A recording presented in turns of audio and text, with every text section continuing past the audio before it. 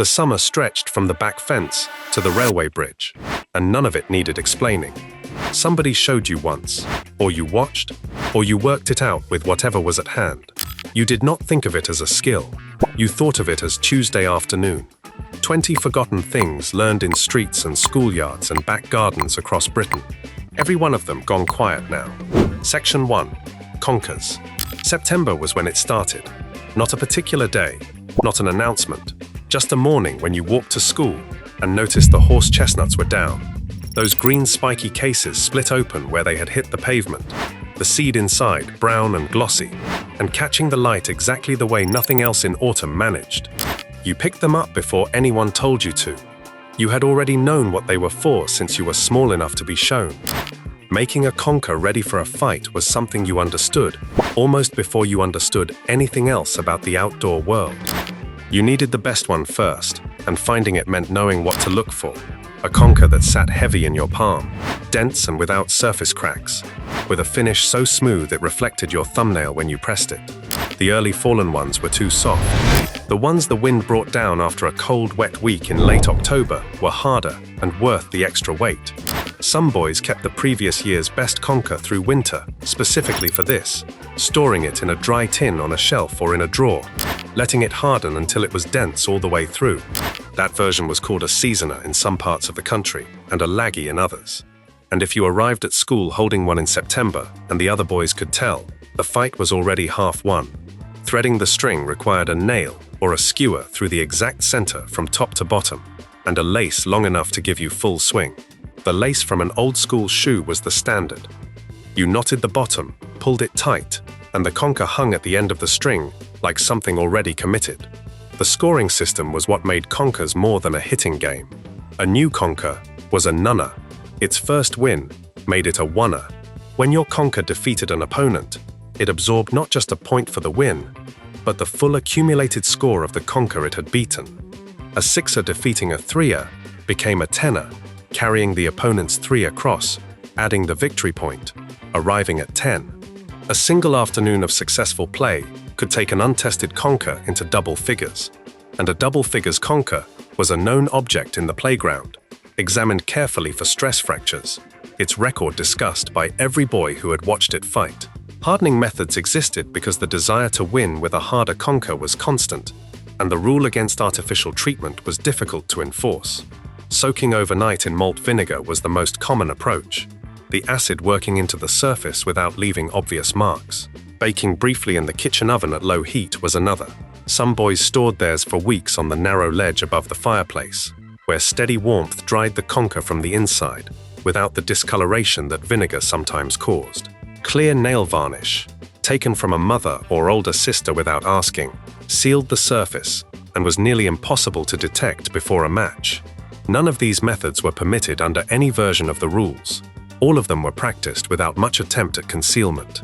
The game required 2 players, each holding their string taut, taking turns to swing at the other's conker. One hand pressed the string against the chest, the other gripped the loose end so the conker traveled the full length of the lace through the arc before impact.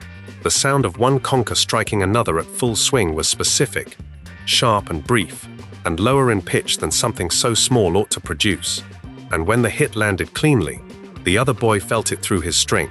Conkers shattered gradually in most cases, fragments coming away over several exchanges, before the last piece fell. When it did, the fight was over. The winner held a higher scoring conker and said nothing, because saying nothing after a win was its own statement. If a player dropped his conker during play, the other could shout Stampsies, entitling him to stamp it into the ground before it was retrieved. Shouting no Stampsies first prevented the rule from being applied. That exchange of shouts was sometimes faster than the throwing itself, and the boy who got there first, without having to think, was the boy who had been playing long enough that the rules already lived in him. Early versions of the game were played with hazelnuts and snail shells.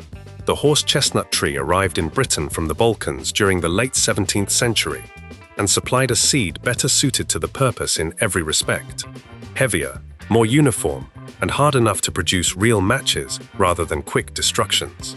The first documented game of conkers using horse chestnuts was recorded on the Isle of Wight in 1848, and the game spread through the following century until by the 1950s, it arrived on every British school playground in September, without anyone organising it.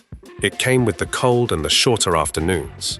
In 1917, the Ministry of Supply offered schoolchildren money to collect conkers in large quantities, promoting the appeal through school posters and through the Scout movement.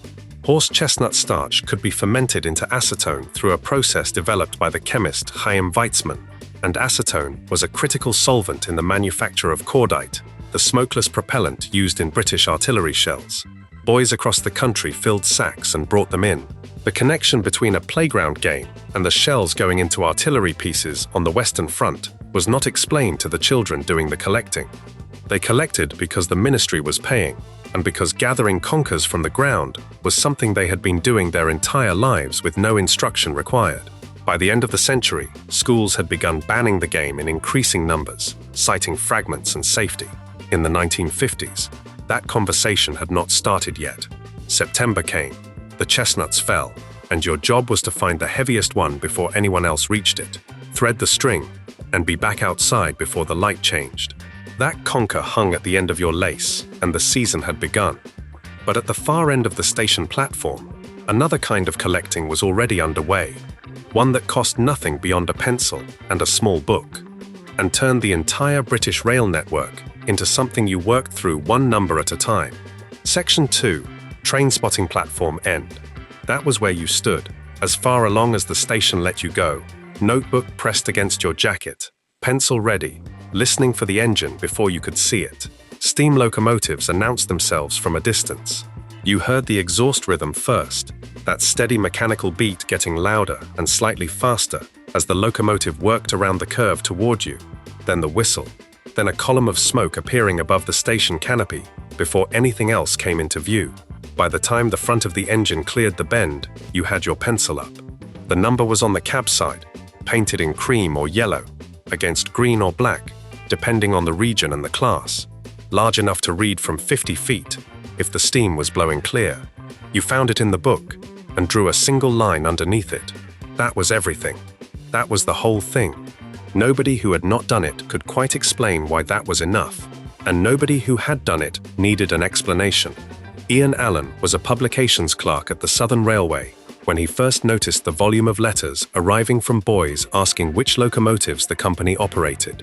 In 1942, he compiled the information he used to answer those letters into a small printed booklet, listing Southern Railway engines by number and class, the ABC of Southern locomotives. He expected a modest response. 20,000 copies sold in a matter of days, and requests for a second printing arrived before the stock was gone. He extended the series to cover each of the major railway companies, then British Railways after nationalisation in 1948, and by the peak years of the hobby, 1 million ABC guides were selling annually. The Ian Allen Locospotters Club, formed in 1948 to bring some structure to what had already become a national phenomenon, reached a peak membership of around 250,000. Every member signed a pledge, committing not to interfere with railway operations and not to trespass on railway property. The pledge was not decoration. Boys had been crossing live lines and slipping into locomotive sheds after hours to find engines that never appeared on timetabled services. In 1944, a group of boys caught trespassing near Tamworth were found with copies of the Ian Allen Guide on their persons, an incident senior enough to make the press. The hobby had a reputation problem almost from the beginning, and the boys who pursued it did not especially care. Keeping the book in your jacket pocket was standard. You took it out when an engine arrived and put it away before the locomotive had fully passed. Some boys used pencil, which allowed correction if you misread a running number off a train moving at speed through the station. Some used pen, which was permanent and therefore more serious, and also a problem on the day you underlined something wrong and had to live with it. Underlining stayed neat and straight in the books of careful boys and went sideways in the books of everyone else, and neither approach mattered at all, because what mattered was the growing list beneath the printed numbers, built up across every Saturday morning at a local station, every trip to a terminus, every journey where you sat on the correct side of the carriage with the window down to catch the shed number as the train slowed through the outskirts of an unfamiliar city. An Ian Allen ABC sorted locomotives by class, and each class had a character among serious spotters, the way players on a football team had characters. Common classes turned up at every station on an ordinary afternoon and were dispatched with a quick underline and no ceremony. Others were rare, allocated to specific depots, running on specific routes, and the boy who had spent his whole life in the Midlands and never reached a London terminus carried gaps in his book that the boy with a railwayman for a father did not. The geography of British steam became, for a generation of boys in the 1950s, a genuinely studied subject, worked out not through a classroom, but through the logic of which locomotive class ran which route and which engine shed held which allocation. Boys planned dedicated journeys around locomotives they had not yet seen, saving pocket money for weeks, traveling alone on the rail network at ages that would stop traffic today, navigating junctions and connections, and unfamiliar terminus stations with a competence built entirely from the demands of the hobby itself. One writer recalling the mid-1950s noted that in a classroom of 30 boys, no more than 7 or 8 could honestly claim no interest in trains at all. Steam was what made all of it possible, in a way that diesel and electric never could have. A steam locomotive was a visible machine. You could see the mechanism working, pistons driving wheels through the coupling rods, exhaust beat varying with the gradient and the load. At speed through a station, a large express engine produced a physical sensation. The pressure wave arrived a fraction before the locomotive itself. The platform shook at certain stations. The wash of hot air and coal smoke hit you standing at the far end, before the rear carriage had cleared the roof. That was not an abstract experience. That was precisely why you were standing there, and not somewhere warmer. British Railways had inherited locomotives from 4 pre-nationalisation companies, when the railways came under public ownership in 1948, meaning the spotter books of the early 1950s listed engines in 4 separate livery traditions, being repainted gradually into a standard scheme. A boy who had been spotting since 1948 watched that transition in real time, seeing Great Western Brunswick Green give way to British Railways, lined black on the same classes across successive seasons. That built-in change kept the hobby fed from within. There was always something different arriving at the platform end. By the close of the decade, the first diesel locomotives had appeared on main lines, and the boys who had built their understanding of the railway entirely around steam found the new machines quieter, cleaner, and fundamentally less interesting. Diesels arrived at the platform without announcement. They made no pressure wave. When British Railways brought steam traction to an end in August 1968, the boys of the 1950s were grown men, but a great many had never quite left the platform end. They became the bedrock of the preservation movement that rescued hundreds of locomotives from cutting in the years that followed, because the Ian Allen ABC had taught them, without meaning to, that the railway was worth keeping track of. Before we move on, if you're enjoying this analysis, please consider subscribing. It helps the channel tremendously. That Ian Allen book rode in your jacket pocket all the way to the platform and came home with another number underlined. But back at the house, on the table or the bedroom floor, something else was waiting. A set of metal strips and bolts, and a spanner no bigger than your thumb. Something that could become a crane, or a gearbox, or a working drawbridge, depending entirely on how much patience you had left. Section 3. Meccano. Somewhere in the box was the spanner. Not a real spanner in any adult sense, but the one that came with the set, small and pressed from a single piece of bright steel, sized exactly for the nuts that held everything together. You knew where it was, because losing it ended the afternoon. Every bolt in the model required it, and the nuts were small enough to drop and lose in carpet, which you had done before and would do again. And the instruction booklet was full of models requiring 20 or 30 of them at minimum. So you kept the spanner close, and kept both palms flat when you were working. Going quickly was how you ended up with something that leaned, that rattled when you moved it, that had to come apart and start over. The parts themselves smelled of cold metal and light oil, slightly sharp in a way that was particular to that cardboard box and to nothing else in the house. And when you opened the box, that smell told you what the afternoon was going to be. Frank Hornby was a clerk at a Liverpool meat importing company when he worked out the idea, watching the cranes loading ships at the dockside and trying to find a way to explain mechanical principles to his two sons through something they could handle themselves. In 1901, he patented a system he called Mechanics Made Easy. Metal strips and plates and angle girders drilled at uniform intervals, combined with wheels, axles, and gears that connected and turned and transferred motion the way real machinery did. The name Meccano arrived in 1908, the company's own account holding that it came from the phrase make and know, as pronounced in a Liverpool accent, and the factory Hornby, eventually built on Binns Road in Liverpool, became the system's home for 60 years. By 1925, the catalogue listed more than 100 individual parts.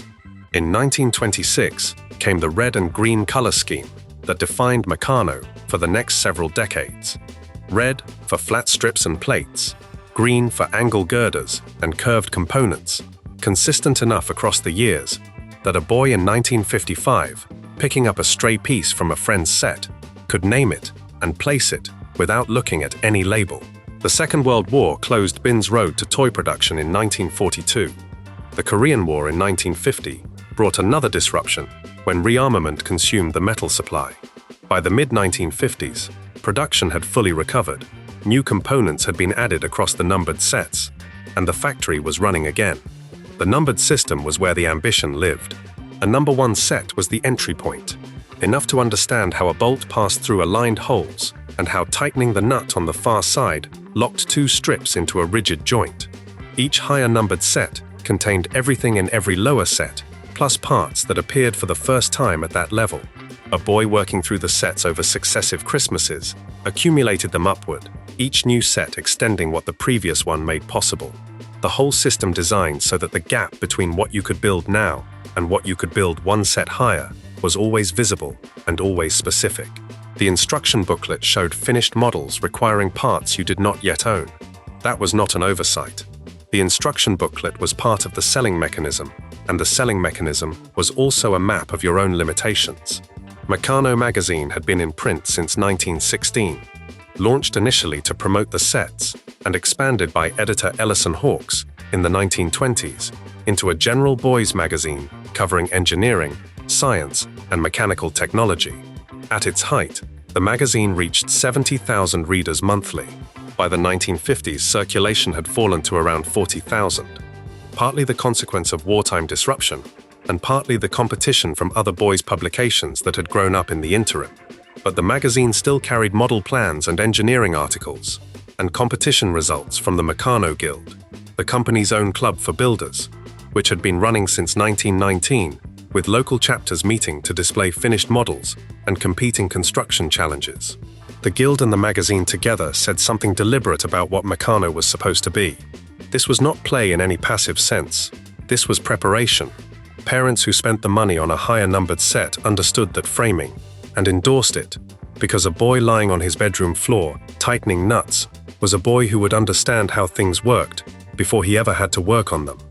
What he was actually learning was patience of a particular kind, a Meccano model that functioned correctly, that turned or lifted or rolled as the booklet showed it should, required every joint to be firm and every part to be in its correct position, and the only way to find out whether you had managed this was to assemble the model completely and test it. A crane with a loose pivot swung wrong, a gearbox with a misaligned axle ground rather than turned. When something failed, you traced it back through the structure, looking for the joint that moved when it should have been fixed, and you found it, and you tightened it, and you tested again. Nobody had shown you this method. You arrived at it yourself because it was the only method available. By the late 1950s, the competition had found the market and was eating into it from several directions simultaneously. Corgi Toys, launched in 1956, offered die-cast metal cars with opening bonnets and detailed interiors at prices within reach of pocket money without any assembly required. Scalextric electric racing tracks arrived in 1957, offering speed and competition and the sound of a motor. Airfix plastic kits, available at Woolworths for 2 shillings since the early 1950s, produced a finished object you could paint and keep on a shelf when you were done. Each of these required less time, less patience, and less tolerance for getting it wrong and starting over. Meccano's selling point was also its difficulty, and when the toy market began rewarding immediacy over process, Meccano was structurally unable to compete. Lego, which had been developing in Denmark since the late 1950s and expanded aggressively into the British market across the following decade, offered construction without bolts, without a spanner, without the small nuts that rolled under furniture and were never seen again. The Binns Road factory went into receivership in 1979 and was demolished in 1980, and the red and green parts that had defined the bedroom floors of a generation went with it. A boy who had learned his way through the numbered sets in the 1950s carried something forward that had no certificate attached to it. The specific confidence of a person who understood how mechanical things fitted together and who had arrived at that understanding on his own floor with a small pressed steel spanner and a tin of bolts no bigger than apple pips. That Meccano model came apart when the afternoon ended and went back in the box. And what stayed was the knowledge of how to build it. Somewhere else in the bedroom, something different was waiting, pressed out of polystyrene, something that would stay when you were finished with it, something that went on the shelf above the desk and did not come apart. Section 4. Airfix Model Kits. Polystyrene cement had a smell that arrived before you even opened the bag. Sharp and slightly sweet. Nothing else in the house had it. You squeezed the tube carefully, because too much dissolved the plastic rather than bonding it, leaving a cloudy smear across the join that no amount of paint would fix.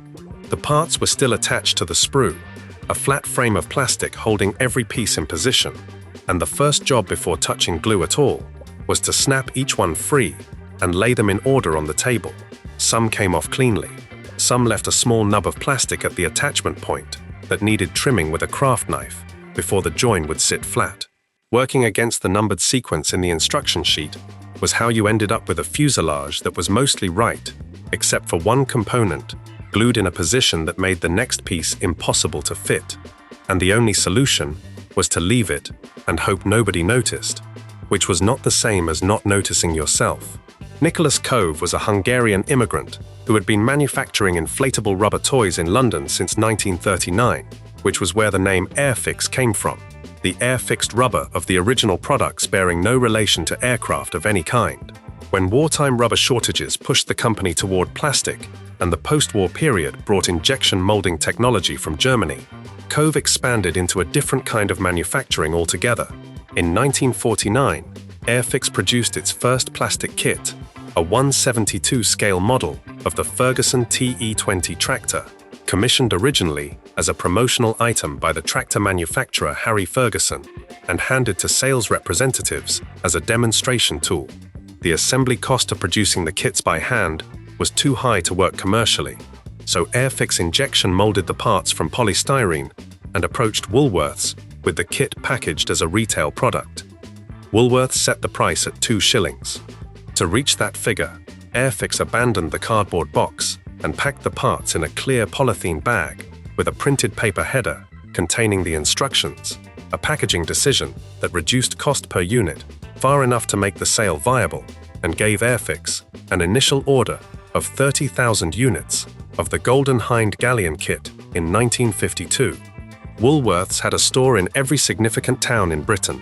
That distribution network put Airfix on every high street simultaneously, and the Golden Hind sold through the initial order fast enough to make clear that a price of 2 shillings and a Woolworths counter were the combination that would build the hobby.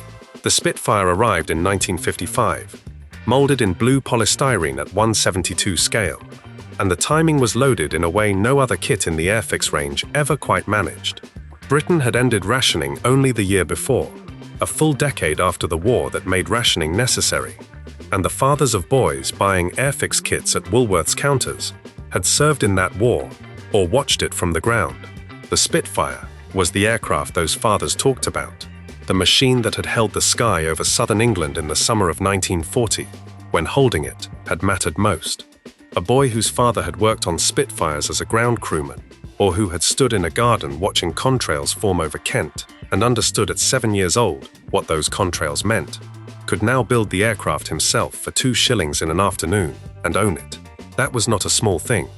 The kit was simple enough by later standards, fewer than 30 parts, the fit imprecise in places, but a boy, armed with a tube of polystyrene cement and no experience beyond enthusiasm, could produce something that turned a propeller when he blew on it, and that was enough. Painting came after assembly, and painting required Humbrol enamel paints, small squat tins in flat military shades, dark earth, ocean grey, the particular greens and browns of wartime camouflage schemes. The correct colors for a specific aircraft variant were shown in the instruction sheet, which listed Humbrol reference numbers alongside the painted areas. A thin brush was necessary, because a thick brush filled the recessed panel lines, molded into the plastic surface, and covered the detail that made the finished model look like anything other than painted plastic. The waterslide decals came last, slid from their paper backing into a shallow dish of water, and moved onto the painted surface while still wet, positioned with a dampened fingertip and allowed to dry. A decal applied with too much water floated and dried, with a silver edge visible around it. A decal applied too dry tore when you touched it. Getting the decal straight and flat and positioned correctly over a surface that curved slightly required steadiness and patience, and at least one previous model on which the decals had gone wrong, so you understood specifically what wrong looked like. The box art was part of the transaction from the beginning. Illustrators working for Airfix painted dramatic scenes for the lids and paper headers, Spitfires in hard banking turns, with cannon fire visible behind them, warships firing from a grey sea, smoke on a darkening horizon. German and Japanese subjects were routinely shown on fire or making smoke. British and Allied subjects were shown doing the firing. The illustration had no direct relationship to the scale or technical accuracy of the kit inside, and a boy who had built several Airfix models knew this and looked past the art toward the parts count and the scale.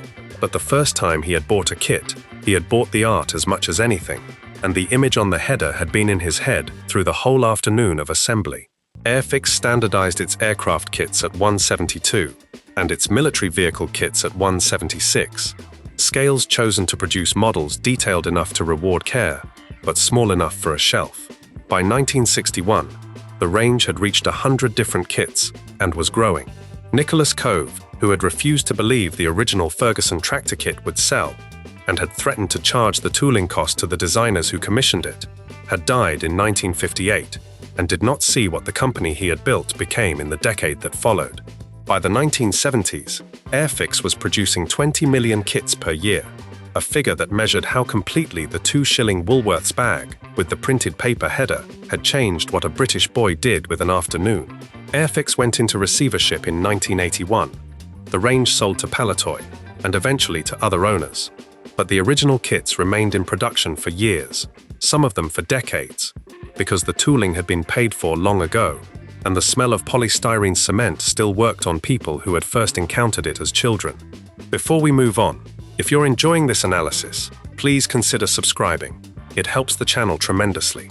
That Airfix model dried on the shelf above the desk with its decals in place, and the boy who built it had the afternoon's work to show for itself.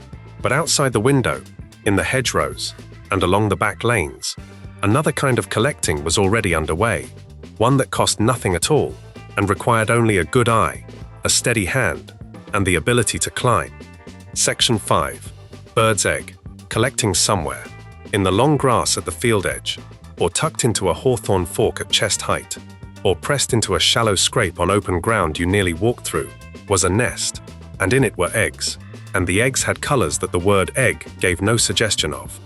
A song thrush egg was pale blue with black spots, as precise and deliberate as if they had been applied one at a time. A lapwing egg was olive brown and blotched, nearly invisible against plowed earth until you were close enough to touch it. A yellowhammer egg was white, with fine dark scribblings running across the shell that looked like thin handwriting in a language nobody could read. A hedge sparrow egg was the clearest, purest blue you encountered in a year spent outdoors, 4 of them in a neat cup of moss and grass in dense low growth, each one small enough to fit across a fingernail. Finding those eggs was the point of the afternoon, but the skill that made finding them possible was something else entirely. A working knowledge of the British countryside, built observation by observation across every season you had spent outside, learned not from any classroom, but from being wrong about what you were looking at, and going back to look again until you were right. You knew which species nested where before the searching started. Blackbirds and song thrushes built in shrubs and hedgerows, the nest a deep cup of mud and dried grass with the inside plastered smooth with mud alone. Robins nested in low banks, in wall gaps, in almost any cavity close to the ground, the nest a loose cup of dead leaves and moss lined with hair. Skylarks nested on the ground in open grassland, a shallow scrape, nearly invisible from standing height, that you found by watching where the bird rose from, rather than by looking for the nest itself. Knowing which bird used which habitat, what material built which nest, which egg belonged where, was knowledge accumulated entirely from fieldwork. No teacher arranged it. It built itself from every afternoon spent at the edge of a field or along a ditch bank, with enough time and enough quiet to notice what was actually there. A boy who had been doing this since he was 8 years old by the time he was 11 knew the countryside immediately around his town, at a level of detail that most adults in the same town did not share. And the knowledge was entirely practical and entirely his. One egg from each clutch, that was the rule. Unwritten, held across every serious collector without anyone having to state it formally. You took one and left the rest undisturbed, and retreated the way you had come. And if you went back the next day, the bird would still be sitting. Boys who stripped a whole nest in a single visit were known about among collectors, and were not regarded well, not from any organized enforcement, but from the shared understanding that a stripped nest was a nest no longer productive, and that the boy who had done it had traded access for accumulation in a way that was simply bad arithmetic. A clutch of 5 eggs produced 1 addition to a collection. The other 4 hatched. Blowing required a pin and a length of bent wire thin enough to reach inside the shell and break the membrane of a developing egg without cracking the shell itself around it. You worked 2 holes, a small one at the blunt top end, a slightly larger one at the pointed bottom. The pin entered the shell at an angle that spread the force across a small area rather than driving straight through, which was how you cracked the shell instead of piercing it. And experience told you how much pressure each species required before you applied it. A wren's egg, barely larger than a thumbnail, needed almost nothing. A blackbird's egg needed more. Once both holes were open, you pressed your mouth to the smaller top hole and blew steadily, just firmly enough that the contents moved toward the larger bottom hole and came free. A fresh egg cleared easily. An egg incubated for 10 days or more had a developing embryo inside it that required the bottom hole enlarged slightly and sustained pressure over several attempts, and was harder to prepare with the shell intact. An egg that had been sat on for 2 weeks was not worth collecting. A shell that came out whole was a shell worth having. A shell that cracked in your hand while you were blowing it was not, and you had also disturbed the nest for nothing, which was its own accounting. Cotton wool was the storage medium, in a flat drawer or a wooden box or a chocolate tin saved from Christmas and pressed into a second use. Each egg rested in its own small depression you pressed into the cotton wool with a fingertip, and the label beside it, written in pencil, recorded the species and the date and the place the nest had been found. The Horniman Museum in London holds what curators have described as typical small-scale amateur chocolate box collections from this period. Eggs laid on cotton wool in retired confectionery packaging, most of them labeled in a child's handwriting, the collector's name written inside the lid.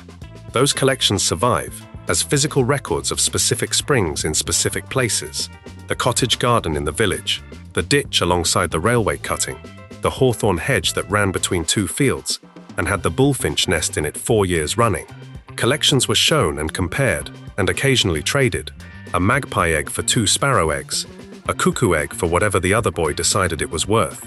A cuckoo egg was worth something because a cuckoo laid in other birds' nests rather than its own, which meant finding one required knowing which warbler's or pipit's nest was the right size and the right habitat, and then checking it at the right moment in the season. And that required more than basic competence. The boys whose collections included genuinely rare species had either traveled further from home than most, or knew the countryside around their own town with a precision that came from years of specific attention. Victorian naturalists had given the hobby its respectable foundation. Throughout the 19th century, egg collecting sat within the recognized practice of field natural history, pursued by professional scientists alongside schoolboys, with published exchange lists and correspondence networks, and collections eventually housed in museums. The Natural History Museum in London holds approximately 1 million blown eggs, the majority collected between 1850 and 1954. That final year was significant in two directions simultaneously. Frederick Warne and Company published the Observer's Book of Birds' Eggs in 1954, a pocket-sized field guide to British nests and clutches that sat in the same series as the Observer's Book of British Birds and the Observer's Book of Wild Flowers, designed for the boy who wanted to identify what he was finding. That same year, the Protection of Birds Act passed through Parliament and made collecting wild birds' eggs a criminal offence in Britain. A boy who had been adding legally to his collection on a Tuesday found himself committing an offence on Thursday of the same week. Most stopped. The knowledge they had built did not stop with them, but it had nowhere further to go.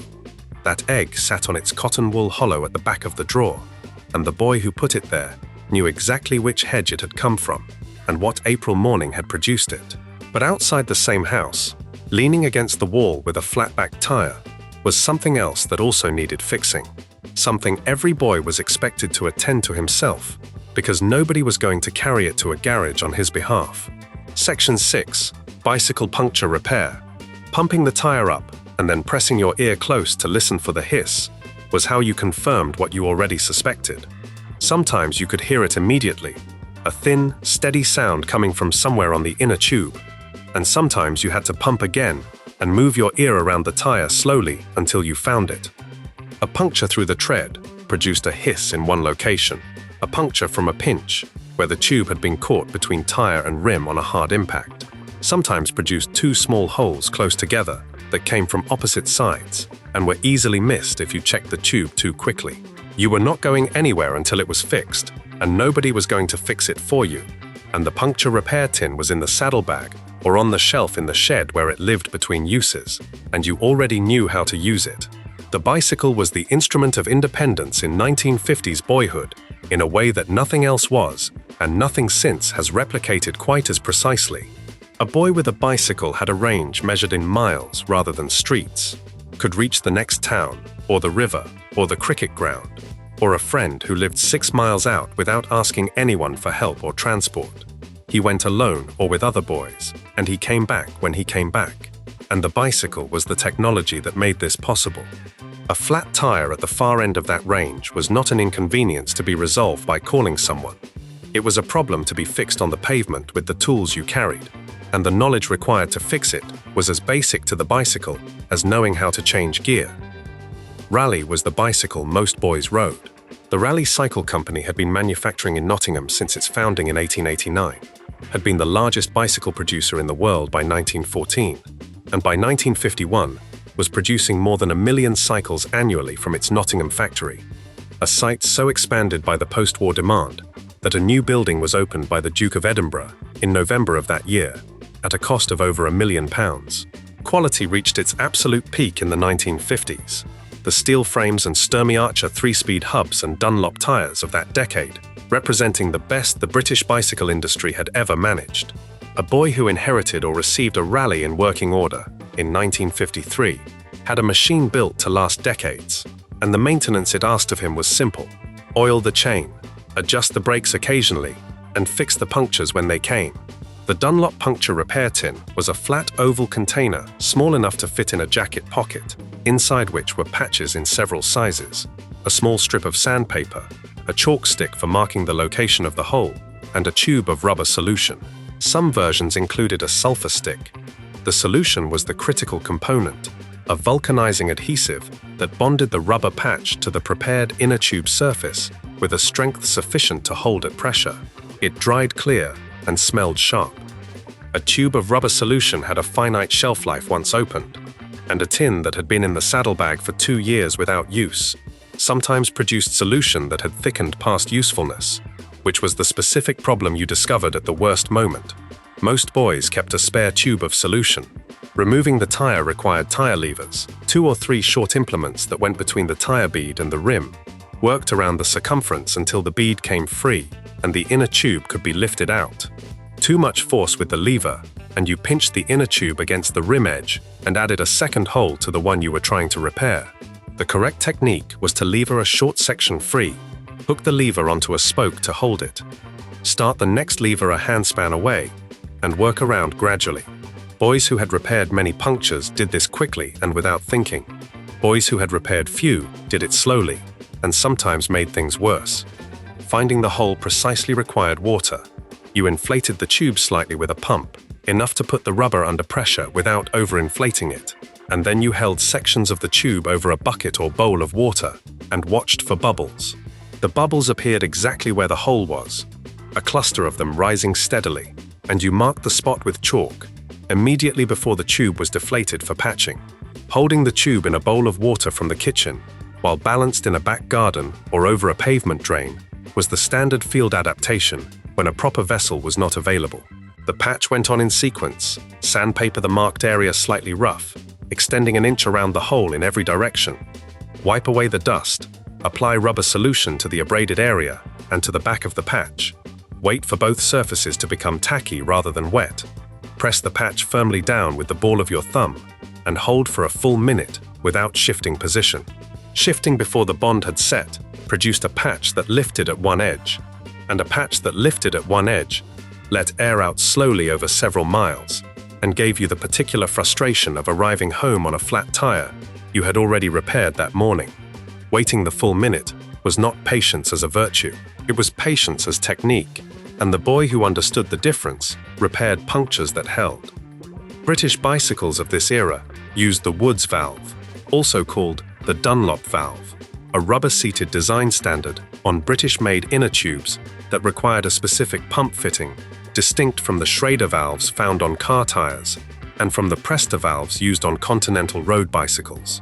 That distinction mattered in practice because it meant the pump in your saddlebag fitted your bicycle and your neighbor's bicycles and every Raleigh or Phillips or Hercules on the street, and not much else.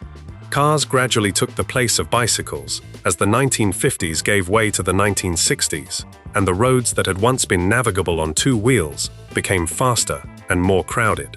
Boys who had repaired their own punctures grew into men who drove, and the specific skill migrated from a basic competence held by almost every male in Britain to something that required a specialist, and then to something that required a garage.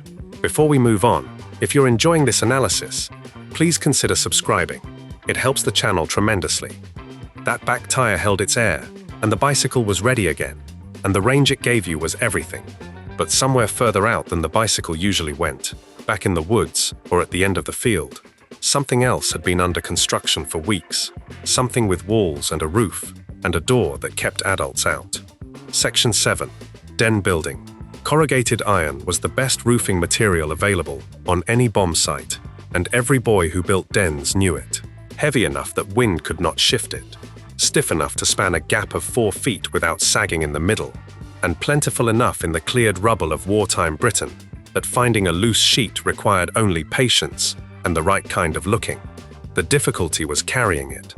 A full sheet of corrugated iron was longer than a boy was tall, and walking it across a bomb site while keeping the leading edge off the ground and the trailing edge from catching on bricks required 2 boys working together without being told twice. Once you had it positioned and weighted down at the corners with whatever was heavy enough to hold it, the roof of the den was the best part of the structure. Rain hit the corrugations and ran off the edge, and the sound of rain on corrugated iron from inside a finished den was a sound unlike anything else in a 1950s British boyhood, low and specific, and proof that the roof was working. German bombing had left large areas of British towns and cities flattened. By the early 1950s, much of the rubble had been cleared, but the sites themselves had not yet been redeveloped, leaving long stretches of bare ground in the hearts of cities and towns, scattered with foundation remnants, broken brick, old timber, sections of window frame, and the occasional sheet of corrugated iron that had been part of a shed or outhouse before the bombs came. These sites were not fenced or supervised in any meaningful way. Boys walked onto them after school and at weekends without anyone stopping them, and what they found there was a building site without an architect, a supply of raw materials waiting for anyone with the time and the ambition to use them. The first junk playground established by Formal Design in Britain opened in 1948 on the site of a bombed church in Camberwell, South London, following the ideas of landscape architect Lady Allen of Hurtwood, who had been arguing since 1946 that children should be given access to exactly the kind of materials and space they were already using on bomb sites unofficially, with minimal adult supervision. Lady Allen's argument was that what boys were doing on bomb sites spontaneously was not a problem to be managed, but a capacity to be recognized. Most of the boys doing it had not read anything Lady Allen had written and did not need to. Woodland dens were a different project, requiring different skills. The materials were free, but they had to be found rather than carried, which meant reading the floor of a wood for fallen branches of the right length and diameter, understanding which wood held its shape under load and which would snap, knowing how to lean branches against a standing trunk at an angle steep enough to shed water, but shallow enough to create interior space. Bracken and leaf debris went across the branch framework in layers, each layer overlapping the one below like tiles, packed thickly enough that rain soaked through slowly rather than immediately. A well-made woodland den, using only found materials, was drier than it had any right to be, and a poorly made one was simply a pile of sticks that fell on you when you leaned against it. The difference was structural understanding arrived at through failure, which was the only way it arrived in this context. What made a den worth having was not the quality of the construction, but the quality of the separation it provided. Inside was yours. Outside was everything else. The entrance was sized so that an adult could not enter without stooping and effort, which was not incidental but deliberate, and the distinction between who was allowed in and who was not was enforced by rules that varied by group but operated in every group. Membership was determined by the boys who had built it, and visitors required either invitation or a negotiated arrangement that amounted to the same thing. Passwords existed in some dens and were used with complete seriousness. The interior was furnished with whatever could be carried from home without being missed: an old blanket, a tin for candles, a wooden box that served as a seat. A candle in a tin in a den, made entirely of timber and dry leaf debris, was a real fire risk that nobody thought about at the time, which was itself a measure of how genuinely unsupervised the whole enterprise was. At weekends and through school holidays in the 1950s, a boy leaving the house after breakfast was not expected to account for his time until he came home for tea. That 8-hour window was not unusual. It was simply how Saturday worked, and the freedom it provided was the condition that made den building possible as a serious multi-week project rather than an afternoon's activity. A den took time. Time to find materials, time to carry them, time to build and rebuild when the roof leaked or a wall collapsed, time to improve the structure week by week until it was something worth defending. Boys who spent a Saturday morning on this work were not killing time. They were engaged in something that required planning, collaboration, structural problem solving, and negotiation over territory and membership, none of which any adult had organized or suggested. Territorial disputes between groups of boys over a particular bomb site or stretch of woodland were common and sometimes physical, and the resolution of them followed an internal logic as consistent as the rules of any game, involving challenges and counter-challenges, and the occasional destruction of the other group's structure as a statement of territorial claim. A den that had been dismantled by rivals required a decision: rebuild in the same location and assert the original claim, or relocate and concede the ground. That decision was made collectively, without any adult arbitration, by boys who were 8 and 9 and 10 years old. By the late 1950s, the bomb sites were going. Redevelopment moved through British cities steadily, converting cleared rubble into council housing estates and commercial buildings. And the specific terrain that had provided an entire generation of urban boys with building materials and unsupervised space disappeared beneath concrete and brick. Boys who had built on bomb sites grew into teenagers on streets that no longer had them, and the particular architecture of post-war childhood went with the sites that had made it possible. What the den gave you was a space that was exactly yours, in a world that belonged to everyone else, with a roof that drummed in the rain and a door low enough that it kept adults out on principle. But inside that space you wanted something more, something that could reach further than the structure itself, something built from wire and a small crystal that could pull voices out of the air without a single battery. Section 8. Crystal Radio Set. Somewhere on the surface of the Galena crystal was the point that would work, and the only way to find it was to probe the grey metallic mineral slowly with the cat's whisker, a length of fine wire bent at one end, to a contact point no bigger than a pinhead, moving it across the surface in small increments until the signal arrived in the earphone, pressed against your ear. It came in faintly and then stronger as you held the wire absolutely still, because any movement of the contact broke it. The hotspot on a piece of galena was not the same twice. A crystal that had worked perfectly the night before might require 10 minutes of searching the next evening before it gave up the signal again, and the boy who understood this did not consider it a malfunction. He considered it the nature of the material, and he worked with it patiently, because the alternative was no signal at all and an evening of silence. A crystal radio set needed no battery and no external power of any kind. It ran entirely on the energy contained in the radio wave that its antenna intercepted, converting that energy through the detector crystal directly into the tiny electrical current that moved the diaphragm of the earphone and produced sound. The physics of this process meant the output was never loud. It was always intimate, a voice or a piece of music arriving at the level of a whisper in one ear, heard by the boy holding the earphone to his head and by nobody else in the house. That privacy was part of what the device offered, and boys who built crystal sets sometimes listened under the bed covers after lights out, the antenna wire trailing up to a hook in the curtain rail, or out through a slightly raised sash window and connected to the bed spring, which added its metal mass to the antenna's length and improved reception from the bedroom floor up. The components required were few and inexpensive.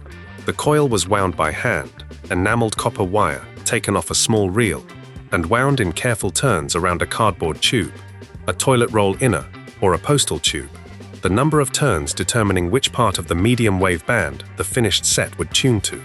Winding wire neatly and evenly was the kind of task that looked simple until you attempted it and discovered that the insulating enamel on the wire had to remain unscratched through the winding process, and that irregular spacing between turns produced a coil that tuned poorly. The variable capacitor, if you had one, came from a dismantled piece of electrical equipment or from the components section of a boy's magazine. The galena crystal sat in a small brass cup, its surface open to the cat's whisker above it.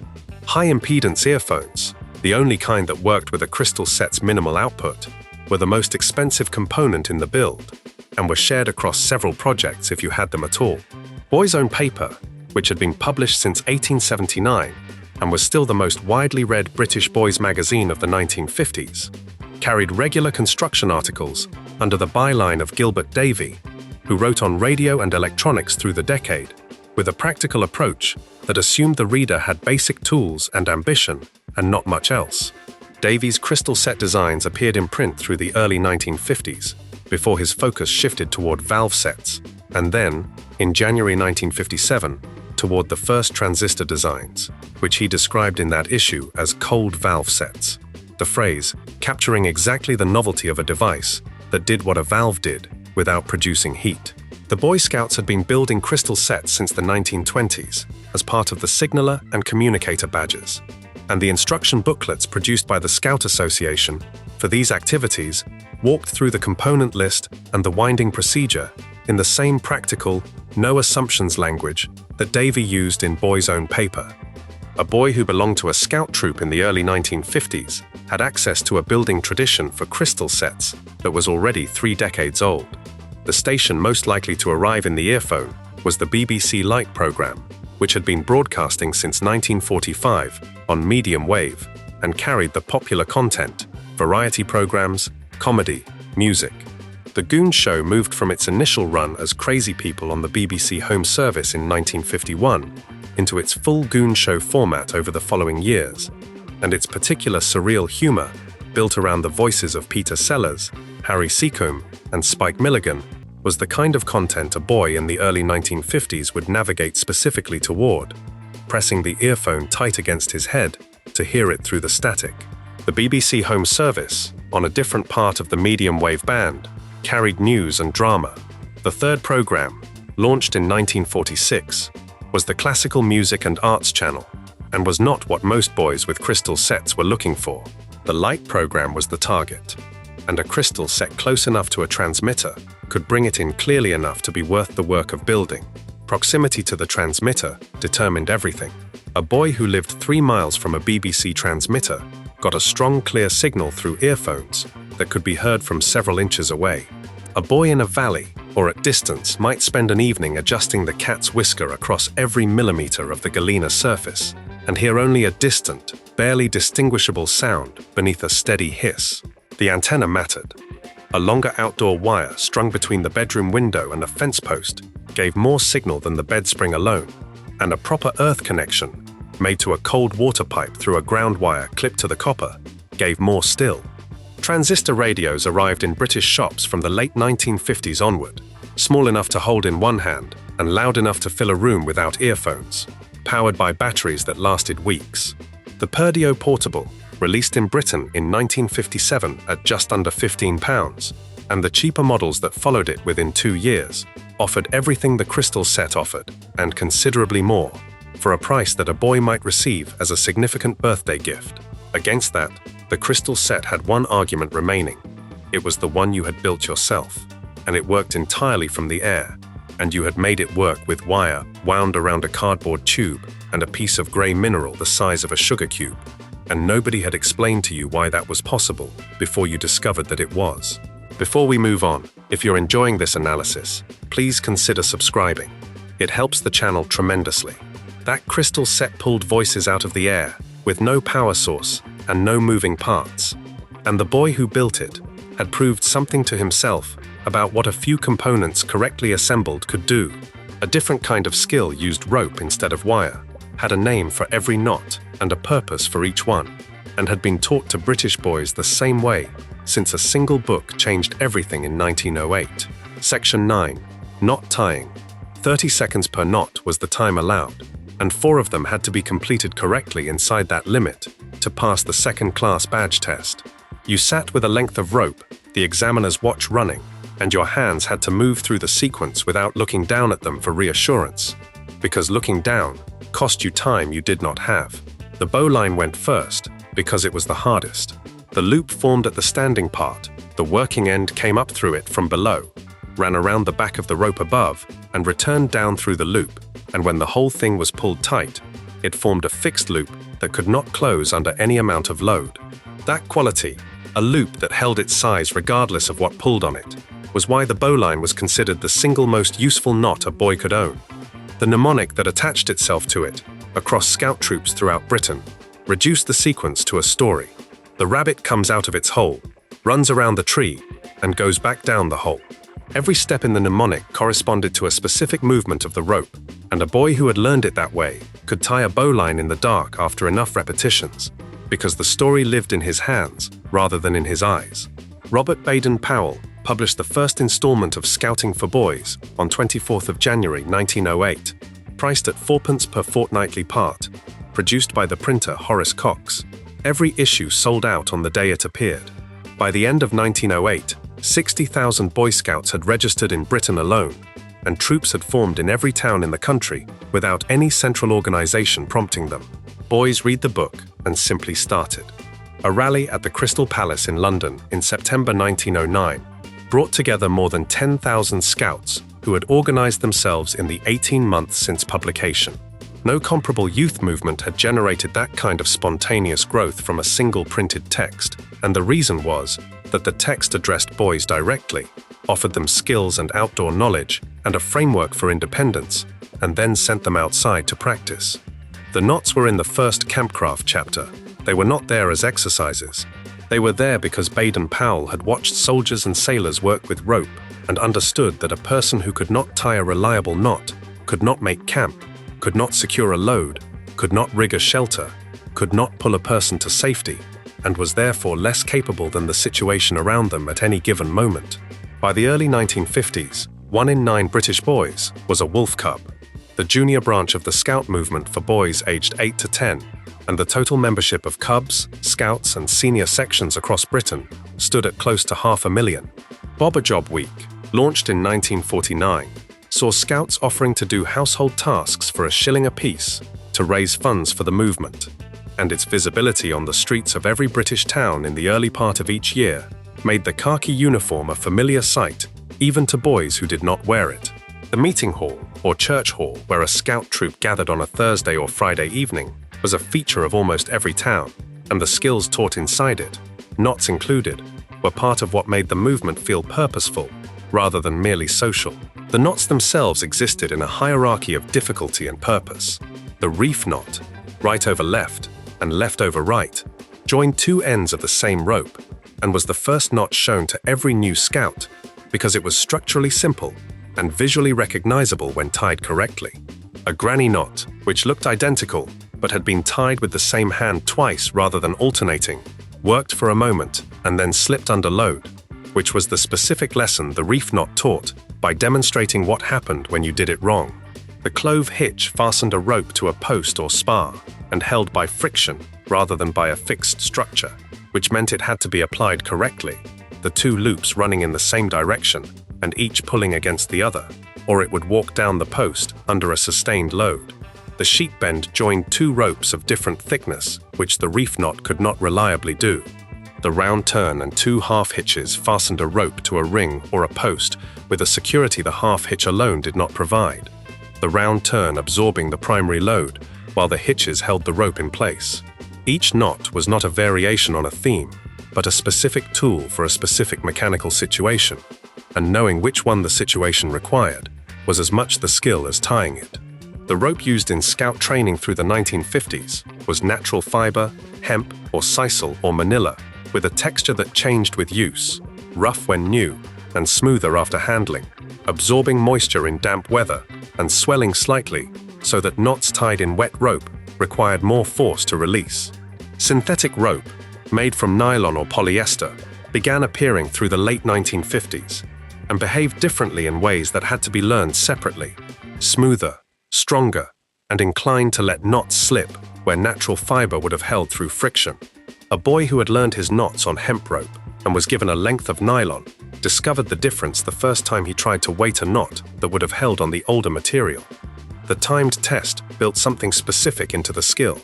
A knot that required conscious thought at each step was a knot that would take too long in the situation that actually needed it.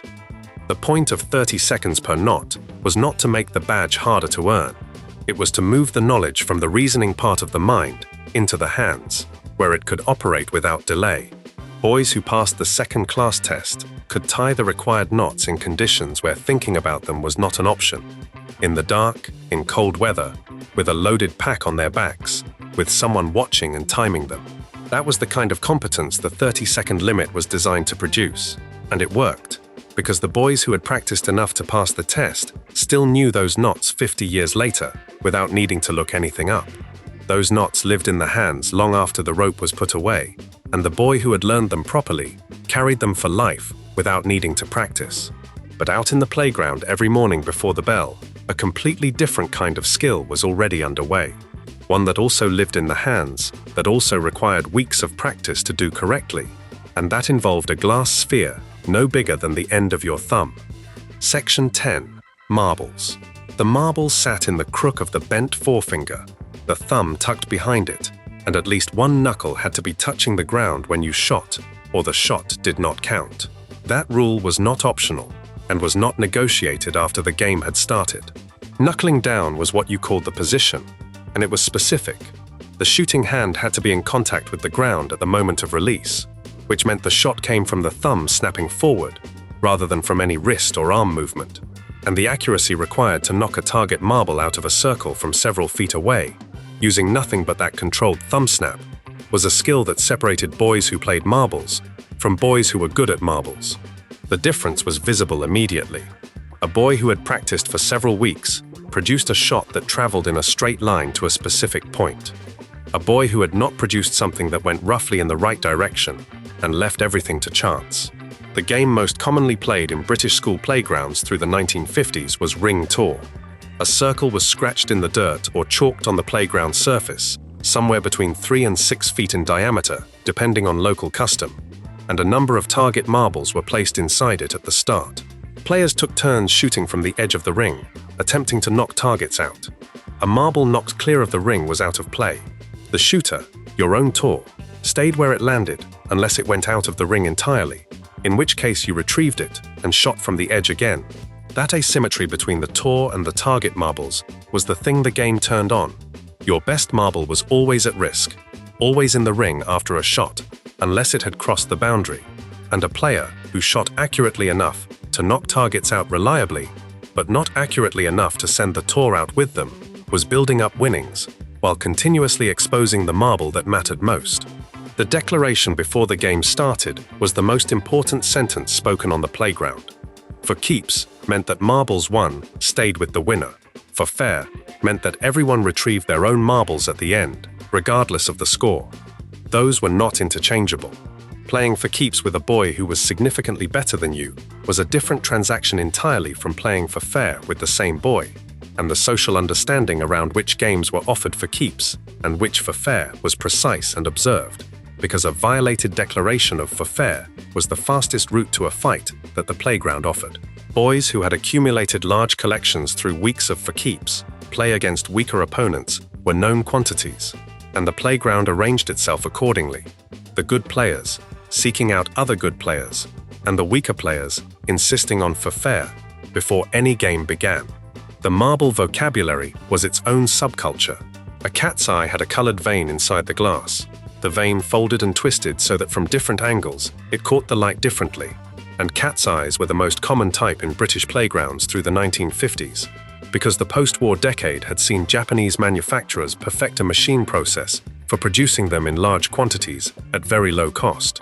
Before the war, the finest marbles had come from Germany, hand-blown by specialist craftsmen in Lauscha in Thuringia, the glass-working region that had also given the world the Christmas tree ornament.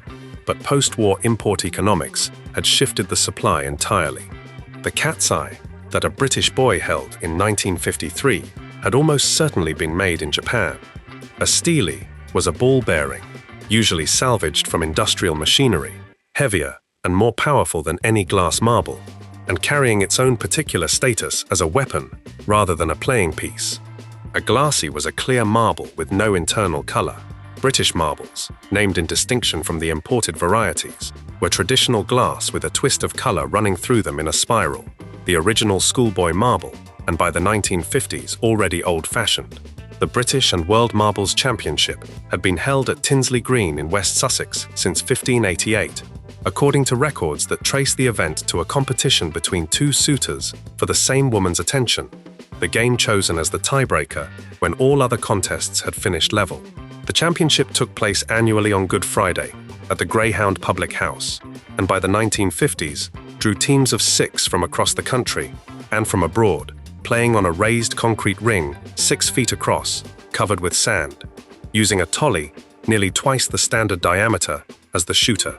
Competitive marbles at that level was a different discipline from playground ring tour, requiring a specific kind of release, a controlled roll rather than a snap, and the best tournament players developed a consistency of technique that could produce the same shot repeatedly across a competition lasting an afternoon. The championship was reported in local newspapers and discussed in towns whose teams had competed, and its existence gave the playground game a formal history that conkers and most other playground pursuits did not have. Marbles arrived in spring and left with it. That seasonal quality was part of what defined the game in 1950s British schoolboy life, alongside conkers in autumn and cricket in early summer, an activity that belonged to a specific window of the year and then went back into the bag that hung in the bedroom or sat on the shelf in the shed. The return of marble season to a playground was not announced. It simply arrived, one boy appearing with a bag at break time, another appearing the next day, and within a week, the corners of every playground in Britain, where bare earth or asphalt met a wall, had boys knuckling down before the bell. A collection that had been won over a season and kept through winter was a record of skill and fortune both. The cat's eyes and Steles and Clearys accumulated against the four keeps losses, weighted in the hand on the morning the bag came out again for the new year. What was in the bag said something true about the previous spring. Before we move on, if you're enjoying this analysis, please consider subscribing. It helps the channel tremendously. That bag of marbles went back in the drawer when the season ended and came out the following spring, exactly as it had been left. But the skill that came next required an early Saturday morning and a much longer walk from home, and it asked for a patience that the marble ring never did, and it paid back in a silence that no playground game could come close to producing. Section 11. Course fishing.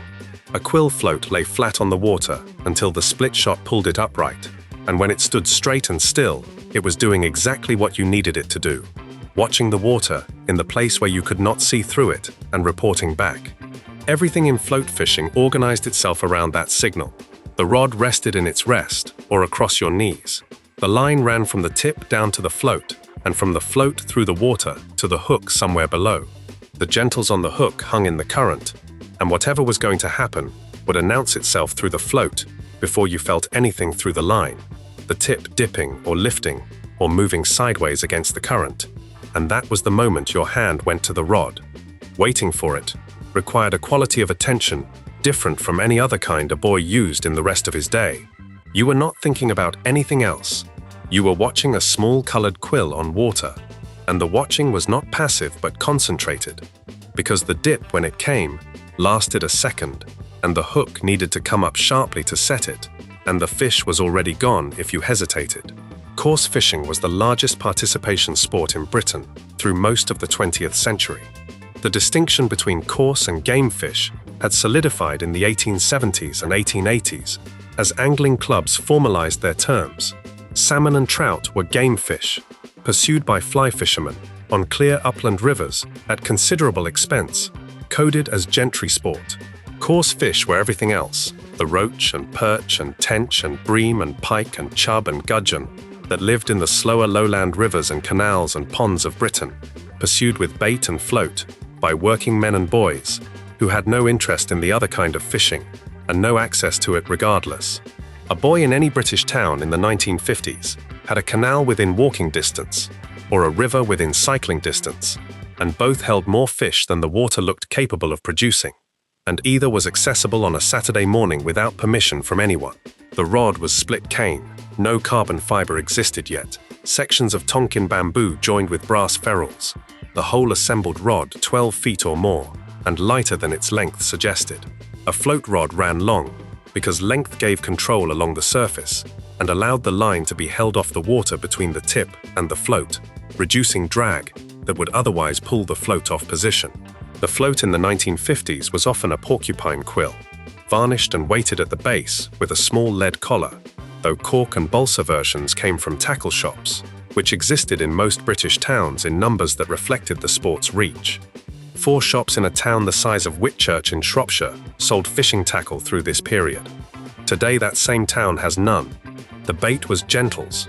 The word in general use for maggots before the 1960s shifted the vocabulary of the sport. Gentles were the larvae of the common blowfly, sold in small tins from tackle shops at pennies per portion, kept cool to slow their development. You threaded them onto the hook through the blunt end and threw a handful loose into the water above your float every few minutes as ground bait, drawing fish into the swim and keeping them feeding. Whether a boy adjusted to handling them quickly or not at all was a division that sorted itself out on the first session and stayed sorted. Isaac Walton had described breeding the gentle in The Complete Angler, published in 1653, alongside advice on selecting the best specimens for different target species. The Complete Angler had been reprinted more often than any English book except the Bible and the Book of Common Prayer, which said something about how deeply fishing had run through English life across 3 centuries before a boy on a 1950s canal bank picked up a rod. The tradition he was joining was not recent and had not been invented for him. It had been there long before he arrived at the water and would continue long after he left. The canal was the primary habitat of the working-class fisherman.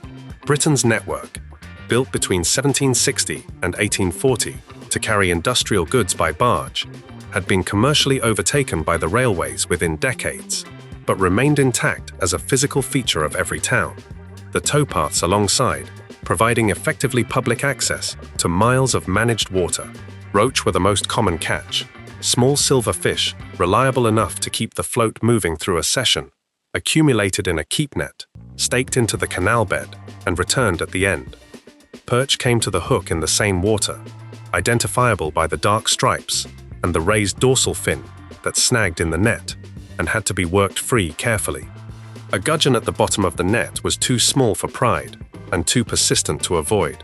What the canal gave back, in exchange for the early rising and the cold and the hours of watching a float, was a silence that did not exist anywhere else in a boy's week. The traffic was distant. The towpath was empty through the morning. The water moved slowly, or not at all, and whatever was happening below the surface arrived as a small movement of a colored quill, and you were there for it. That float stood upright on the canal, and the morning built around it, and the boy sitting there since before most people were awake understood something about patience that nothing else on this list required quite as purely. But out in the field beyond the same towpath, something smaller and faster was being constructed from a forked branch and a strip of rubber, and it asked for a very different kind of accuracy entirely. Section 12. Catapult making. The fork was the whole thing, and finding the right one took longer than making the rest of the catapult put together. A good fork was a natural Y-shape cut from living wood, both arms roughly equal in length and thickness, the angle between them wide enough to clear your knuckles when the elastic was drawn back, but not so wide that the arms flexed under tension and lost their spring. Too narrow, and your hand caught the elastic on the release. Too thick, and the whole thing was too heavy to aim steadily. The wood had to be sound all the way through, no rot, no cracks at the junction where the arms divided, because the stress of repeated drawing came back to that point every time, and a fork, with a weakness there, would split without warning. You tested a candidate by pressing the tips together hard and watching the junction. If it moved more than the arms did, you put it back and kept looking. Ash was good. Hazel was better, straight-grained and slightly flexible without being weak. Elder was available everywhere and tempting because it grew in the right shape readily. But elder wood was soft and lost its stiffness quickly under use and snapped at the junction with less provocation than anything else you could cut. The boys who had made several catapults knew this and passed it on without being asked, the way all practical knowledge in that world passed, by demonstration and commentary from someone who had already made the relevant mistake. An apple tree in a back garden produced some of the best forks available, but asking permission to cut one generally produced a response that settled the question definitively. The cut fork needed to dry before anything else happened. Green wood held its shape during assembly, and then warped as it dried, pulling the arms out of alignment and changing the trajectory of every shot in a direction you had not aimed. A fork cut and left to dry in a warm place for 2 weeks was ready. A fork cut and rigged the same afternoon shot straight for a week, and then started drifting and continued drifting until the elastic went slack on one side and the whole thing was useless. Most boys learned this the slow way, which was also the way it stuck. The elastic came from one of 2 sources. Strips cut from a bicycle inner tube were free and available and slightly uneven in width, which made them stretch differently on each side and required careful matching before they were attached. Square section black rubber, bought by the foot from a tackle shop or a hardware counter, cost pennies and was more consistent, cut to equal lengths with a knife against a flat surface, each strand identical in resistance to the other. The better catapults used the bought rubber.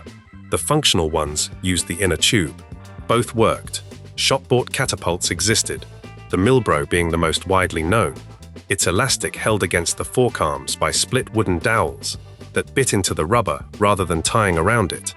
And the Milbro had a reputation among boys for hitting your hand on the release if the elastic was strong and the grip was wrong. A homemade catapult with carefully tied elastic had no equivalent failure mode, which was one of several reasons boys who had made their own regarded them as the superior article. The pouch was cut from the tongue of an old shoe, thick leather with enough weight to hold a stone securely during the draw without drooping, and enough flexibility to release cleanly on the shot. 2 holes punched near each short edge, the elastic threaded through each hole and knotted on the inside. The knot large enough not to pull back through under load. A pouch tied with square knots at the wrong tension sat crooked and the shot went sideways. A pouch tied correctly hung level when held at arm's length, the stone seated in the center, the 2 strands of elastic running parallel from pouch to fork. The shooting technique required a specific body position that most boys settled into through practice rather than instruction. The fork was held in the non-dominant hand, arm extended, the fork vertical with both arms in the same plane as the target. The dominant hand drew the pouch back level with the eye, not the cheek, because the eye gave the sighting line. The draw needed to be the same depth every shot for the trajectory to be consistent, which was why experienced boys used a fixed reference point, the corner of the eye or the earlobe, to stop the draw at the same place each time. Release was the opening of the fingers, nothing more, no flick, no push. The stone left the pouch before you were aware of releasing it, and the arms of the fork snapped forward, and the crack of the elastic against the wood was the confirmation. Dennis the Menace had carried a catapult in every episode of the Beano since his first appearance in March 1951, drawn by David Law and reaching a circulation of over 2 million copies per week by the mid-1950s. The catapult in his back pocket was as fixed a part of his silhouette as the red and black striped jumper, and its presence in every strip was a running acknowledgement that the weapon existed in every playground and every back garden in Britain, and required no explanation to any reader of the comic. Just William, Richmal Crompton's fictional 11-year-old, who had been appearing in print since 1919, carried one throughout his published life. The catapult in British boyhood fiction was never introduced. It was simply present, the way a penknife was present, the way mud was present.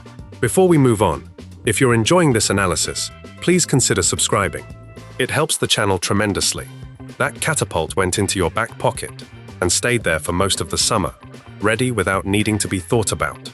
But somewhere nearby, a boy had a penknife and a piece of wood and was doing something slower and quieter, making a shape emerge from a single branch, one thin curl of wood at a time. Section 13. Whittling. The first rule was to cut away from yourself, always, and the second was that a sharp knife was safer than a blunt one, because a blunt knife required more force, and more force meant less control over where the blade went when the wood gave way. Both rules came from whoever showed you, a father or an older boy or a scout leader, passed across without ceremony as part of the first demonstration, and once they were in your head, they stayed there, because they were the kind of rules that explained themselves the first time you ignored either of them. Sheffield had been making penknives since the late 17th century, with large-scale production established by around 1700. By the 1950s, the city's cutlery trade had contracted from its Victorian peak, but still produced knives under dozens of manufacturer names. The blades stamped with Sheffield, England, as a guarantee of origin and quality that had been meaningful long enough that buyers expected it without being told why. A boy's penknife in 1950s Britain was almost certainly Sheffield-made, 2 blades folding into a bone or stag handle, the larger blade for general use and the smaller for finer work. The whole thing light enough to sit in a trouser pocket without pulling the waistband down, and solid enough to take a proper edge when someone who knew what they were doing ran it down a whetstone. A. Wright and Son of Sheffield produced what knife historians describe as the traditional first knife given to a boy for whittling, a curved Wharncliffe blade in a folding handle that suited the pushing cuts of basic woodwork better than a straight blade did, the curve allowing the edge to ride through the grain rather than dig into it. Most boys had a simpler version of the same idea, a plain 2-blade penknife, bought from a hardware shop or a market stall for a few shillings, and that was sufficient for everything the skill required. The wood mattered before the knife did. Dry hardwood resisted a penknife blade and fatigued the hand quickly, the grain splitting unpredictably in the wrong direction.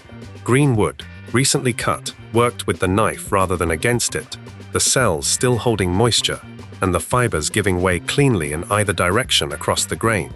Willow was the best available to most boys, growing near water in most parts of Britain, the pale wood cutting so easily that a beginner could shape it without much effort, and a practiced hand could work it quickly. Elder was available everywhere, but soft, in a way that produced a poor finish, the surface furring rather than cutting clean. Pine was good if you could get it. The resin, a slight resistance that told you where the grain was running. Hazels cut from a hedgerow on the way home from school, still with the bark on, produced usable material by the next morning if left overnight. The cut itself had a sound, a soft separation if the wood was cooperating, and a slight resistance just before the blade crossed the grain, and you learned to read both without thinking about it. The pushing cut, blade moving away from the body with the thumb of the knife, hand braced against the wood for control, removed material in thin curls that dropped to the ground in small spirals, pale on the outside where the bark had been, and slightly darker on the cut face where the moisture was. Pulling cuts, blade drawn toward the body with the thumb of the guiding hand pressed against the flat of the blade, gave more control over fine detail, but also more risk if the wood gave suddenly, which was why the away-from-yourself rule covered most situations, and the toward-yourself cut was reserved for experienced hands working carefully on small pieces. What boys made was as varied as what boys wanted.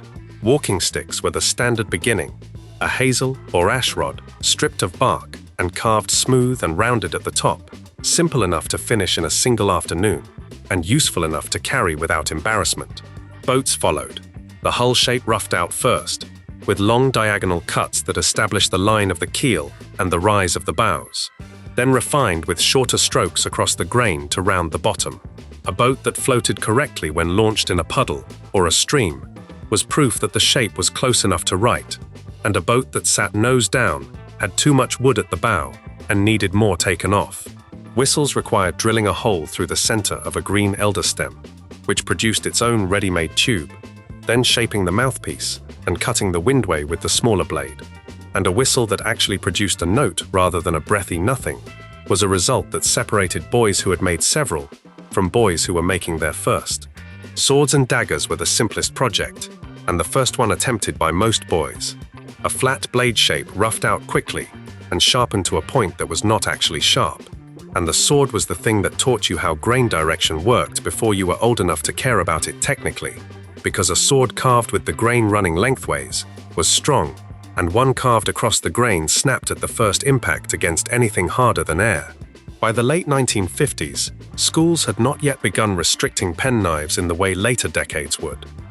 A boy who arrived at school with a penknife in his pocket was carrying something unremarkable, the way a ruler or a pencil case was unremarkable. Teachers who noticed it said nothing unless the knife came out at the wrong moment, and the knife in a pocket during school hours was simply there, waiting for the afternoon and whatever needed to be shaped. That knife went back in the pocket when the shavings were brushed away, and what it had produced was a thing that had not existed before the afternoon. But something else collected itself in a very different way, arriving through the letterbox in small paper squares, each one worth precisely what the post office had printed on it, and worth something entirely different to the boy who kept them in an album in his bedroom. Section 14. Stamp collecting. A bowl of warm water on the kitchen table, the envelope face down in it, and after 3 or 4 minutes, the paper softening enough that the stamp lifted free without the gum tearing.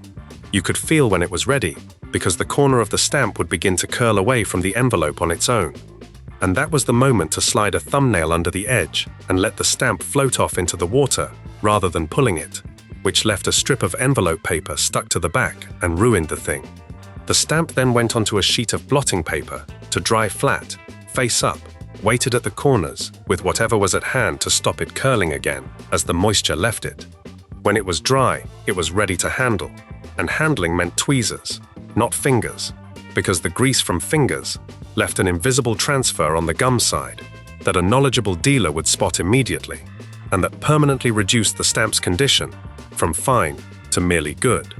The rule about tweezers was the entry point into a system of care and classification that had its own vocabulary and its own standards, and the boys who took the hobby seriously understood the vocabulary the same way they understood the rules of any other game. Mint meant unused, original gum intact, never hinged, and never even lightly folded. Fine used meant cancelled but clean, the perforations complete, and even on all 4 sides. No thins in the paper, no creases. A heavily cancelled stamp with uneven perforations was a space filler, acceptable in the album until a better copy came along, and then discarded.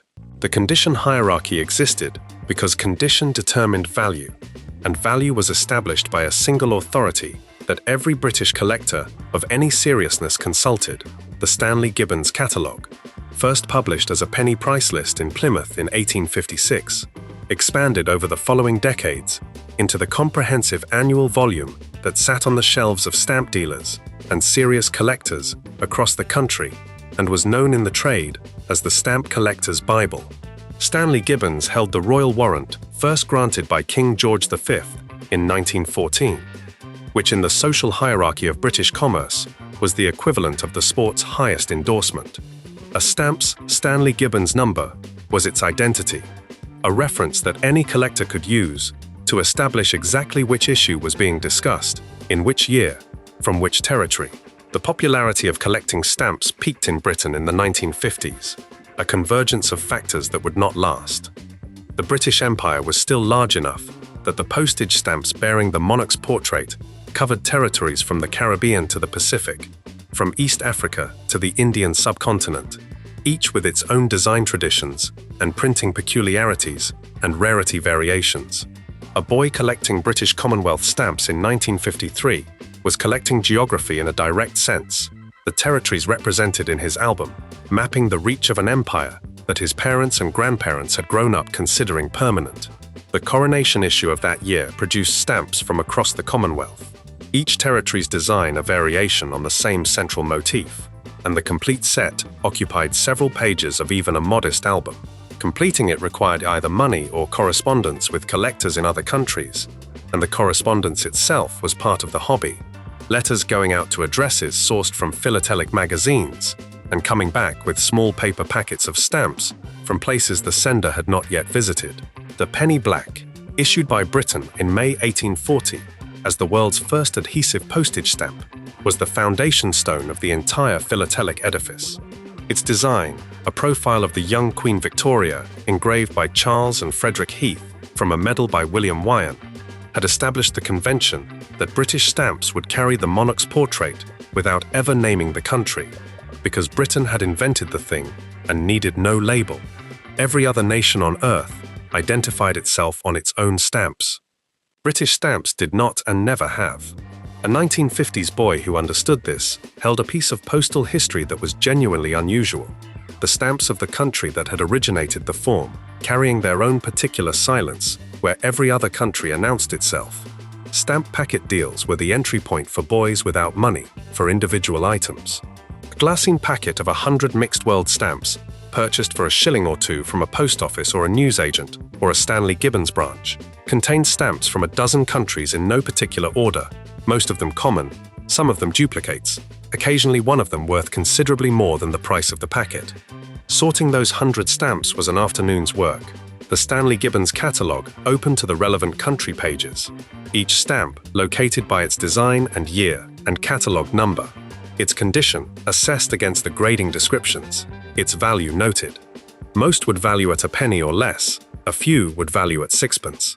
Once in a long while something turned up that catalogued at several shillings, and that discovery, made in a kitchen or a bedroom with nothing more than a catalogue and a pair of tweezers, was the specific reward the hobby offered for sustained attention. By the late 1960s, the conditions that had made the hobby peak began to shift. Decolonization reduced the Commonwealth stamp-issuing territories. Email was still decades away, but letter volumes had already started their long decline, and the generation that had collected in the 1950s began sorting their albums into boxes rather than sitting with the tweezers. The albums went into lofts, and the catalogues went onto shelves, and the hobby contracted into the hands of the committed, which is where it remains. Before we move on, if you're enjoying this analysis, please consider subscribing. It helps the channel tremendously. That album went back on the shelf with the tweezers laid across the top, and the afternoon had been spent entirely in silence with a bowl of water and a catalogue. But something else was collected in a completely different way, arriving in cigarette packets meant for adults, traded in the playground for weeks at a time, requiring no tweezers and no catalogue to tell you what it was worth. Section 15. Cigarette card collecting. The card was in the packet before the cigarettes were, pressed flat against the inside of the wrapper, and getting it required either a father who smoked or the nerve to approach a neighbor or a relative and ask before they threw the empty packet away. Most boys had both options available and used both without embarrassment because the transaction was entirely understood on both sides.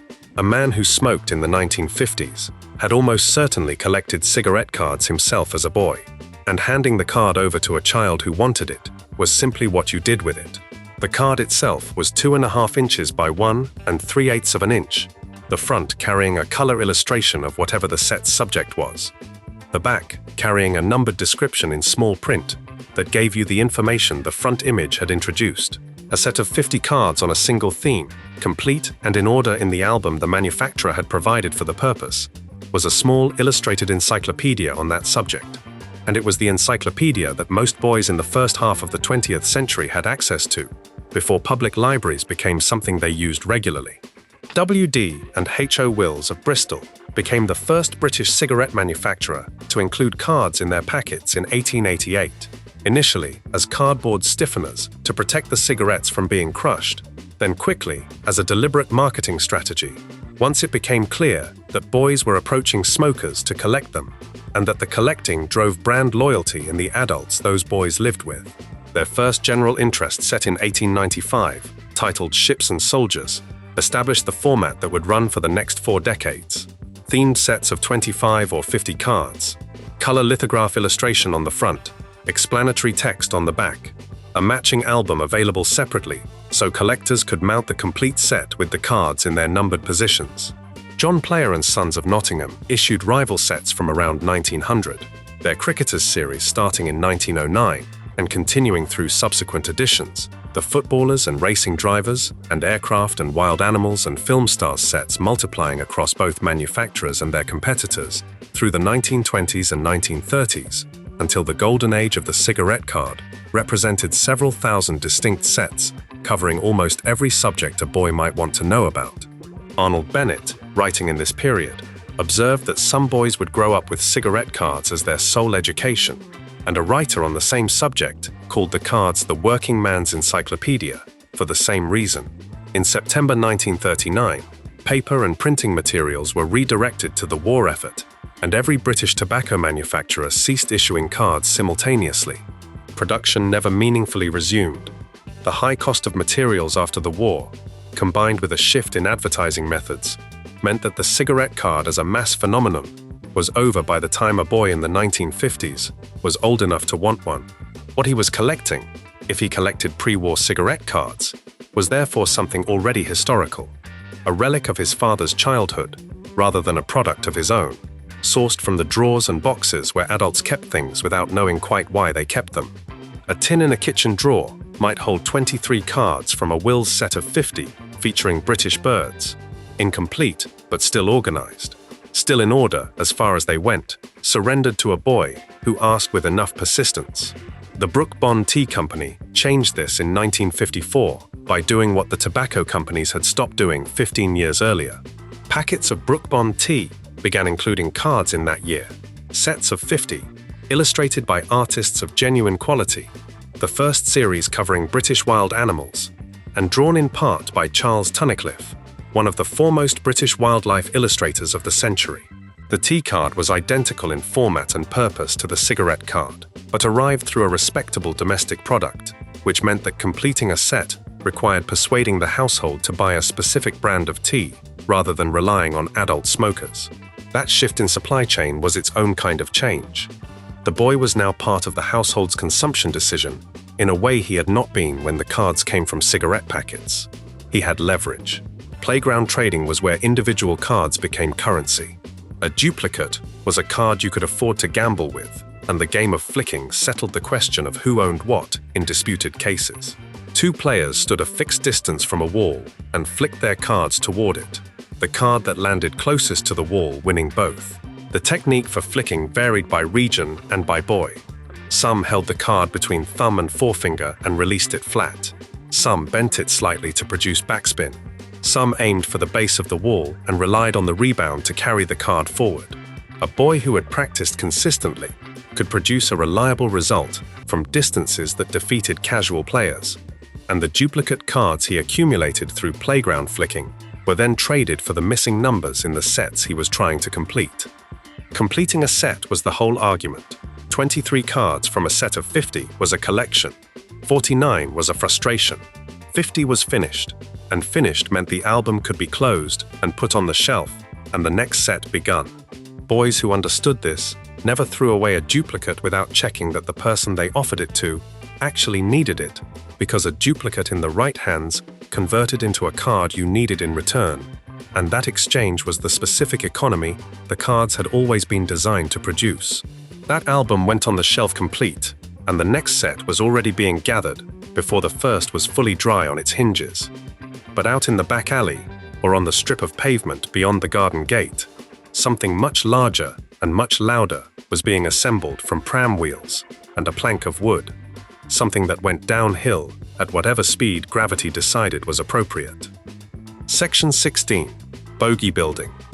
The wheels were the whole problem and everyone knew it. A plank of wood could come from a building site scrap pile or a back garden without much negotiation.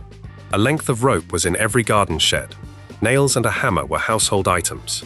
The wheels were different. You could not make wheels. You could not substitute for wheels. The only source was an old pram that had passed out of use, and the only way to get one was to find it, which meant knowing whose baby had grown past pram age, and whether the pram had been kept or disposed of, and whether disposal meant the council tip, where it might still be recoverable, or whether it meant a neighbor had already stripped the wheels for the same purpose you were pursuing. A boy who found an intact Silver Cross pram on the tip before anyone else had reached it was in possession of something with genuine value among other boys. 4 large wheels on 2 axles, the whole assembly engineered to carry a baby at walking pace without vibration, and therefore solid, true, and capable of carrying a 10-year-old boy at considerably higher speed without disintegrating.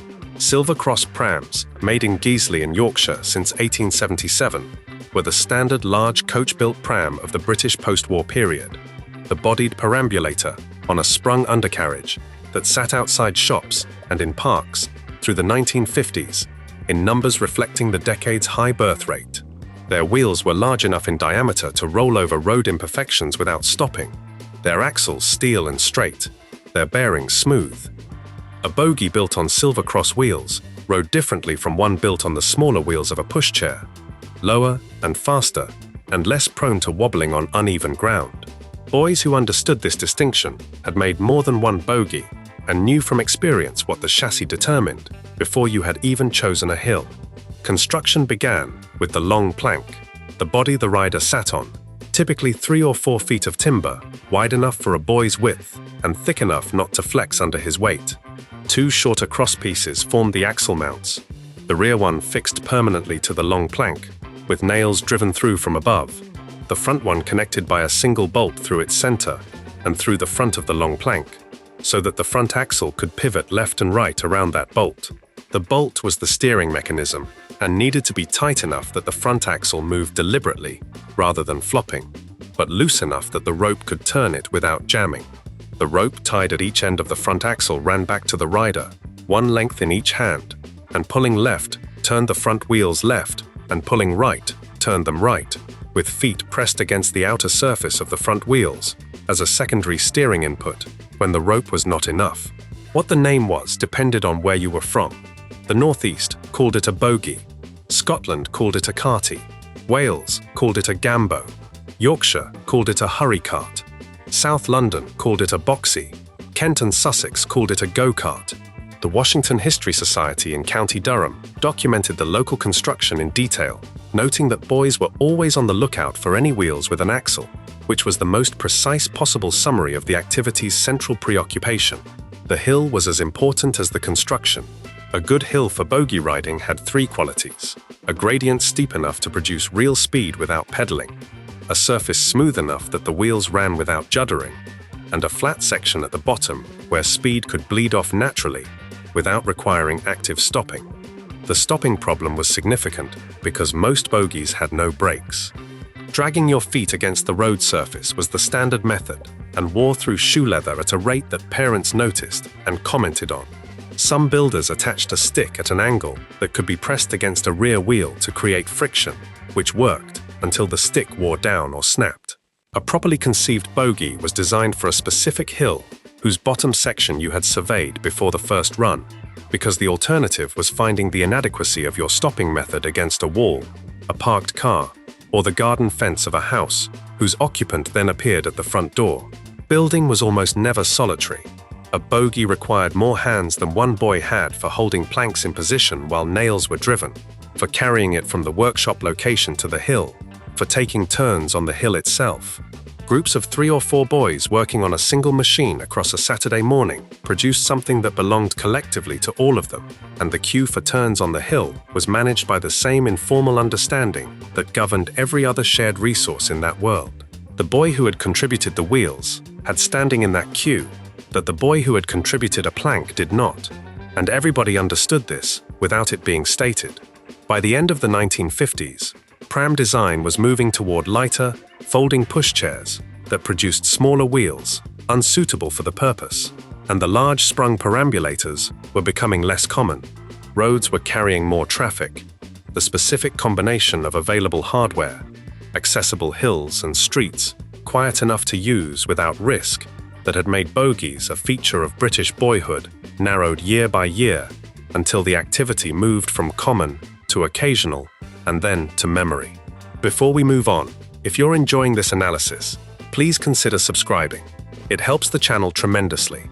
That bogie came back up the hill on its builder's shoulder and went down again faster than the last run, and the afternoon was entirely the hill and the speed and the rope in both hands.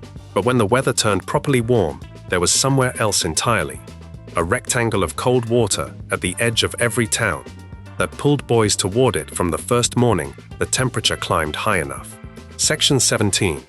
Lighting a coal fire newspaper crumpled into loose balls, not tight ones. That distinction was the whole foundation of the technique, and the reason was air.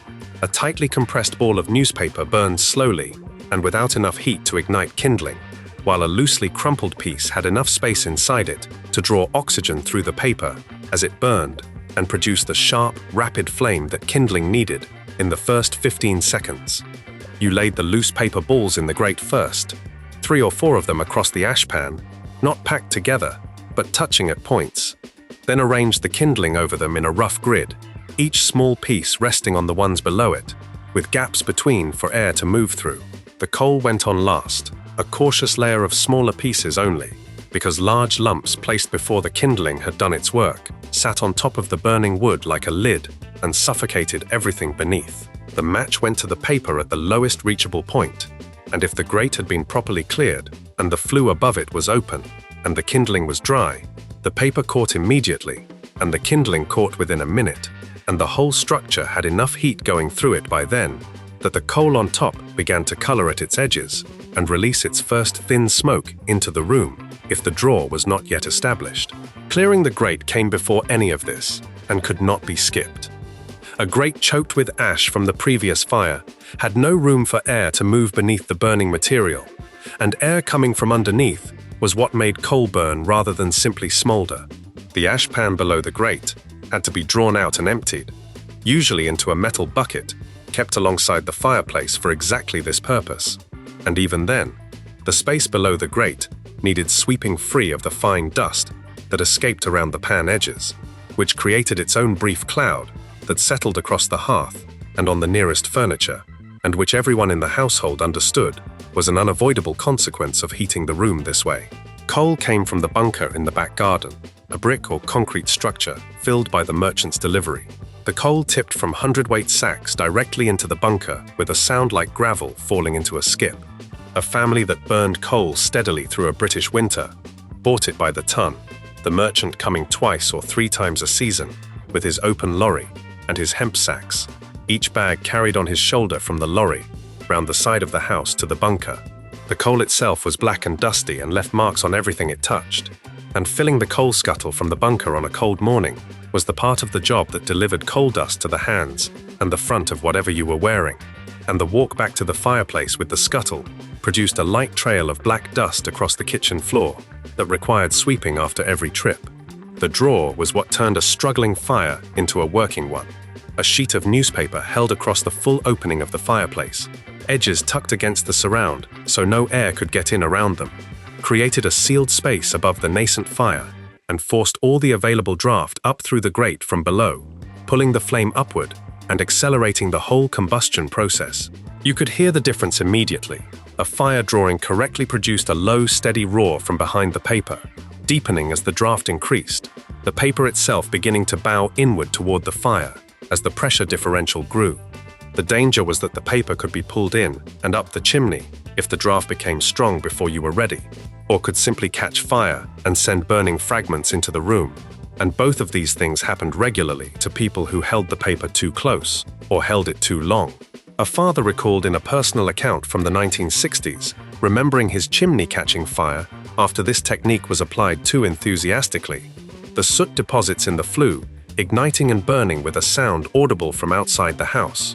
In the early 1950s, almost every home in Britain had at least one coal-fueled open fireplace, and in most working-class homes, that one fireplace was the sole source of heating for the entire dwelling.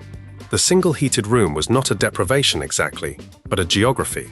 The household organized itself around the fire during the cold months in a way that had no equivalent in a centrally heated house, because warmth had a location rather than a temperature setting. Bedrooms were cold, hallways were cold, the kitchen had its own heat from the range. Everything else converged on the room with the fire in it. In December 1952, London's habit of burning coal in millions of domestic fireplaces contributed to a catastrophic inversion event. Fog trapped the accumulated smoke from chimneys across the city, close to the ground for 5 days, between the 5th and 9th of that month, and the resulting smog killed an estimated 4,000 people in the immediate aftermath, with later analysis placing the total figure of excess deaths considerably higher. The Great Smog of 1952 produced the Clean Air Act of 1956, which gave local authorities powers to declare smoke control areas and provided grants to householders to convert from coal to cleaner fuels. The act reached beyond London gradually through the late 1950s and the 1960s, and central heating systems followed the grants into the houses that had always been cold above the ground floor. By the early 1970s, the coal fire had retreated to nostalgia and occasional use. The ash bucket went with it, and the kindling, and the specific knowledge of exactly how loosely to crumple the paper so that first match would be the only one you needed. Those loose balls of newspaper in the grate were the difference between a fire that caught on one match and a fire that did not catch at all. And the boy who knew that had learned it by watching someone who knew it before him.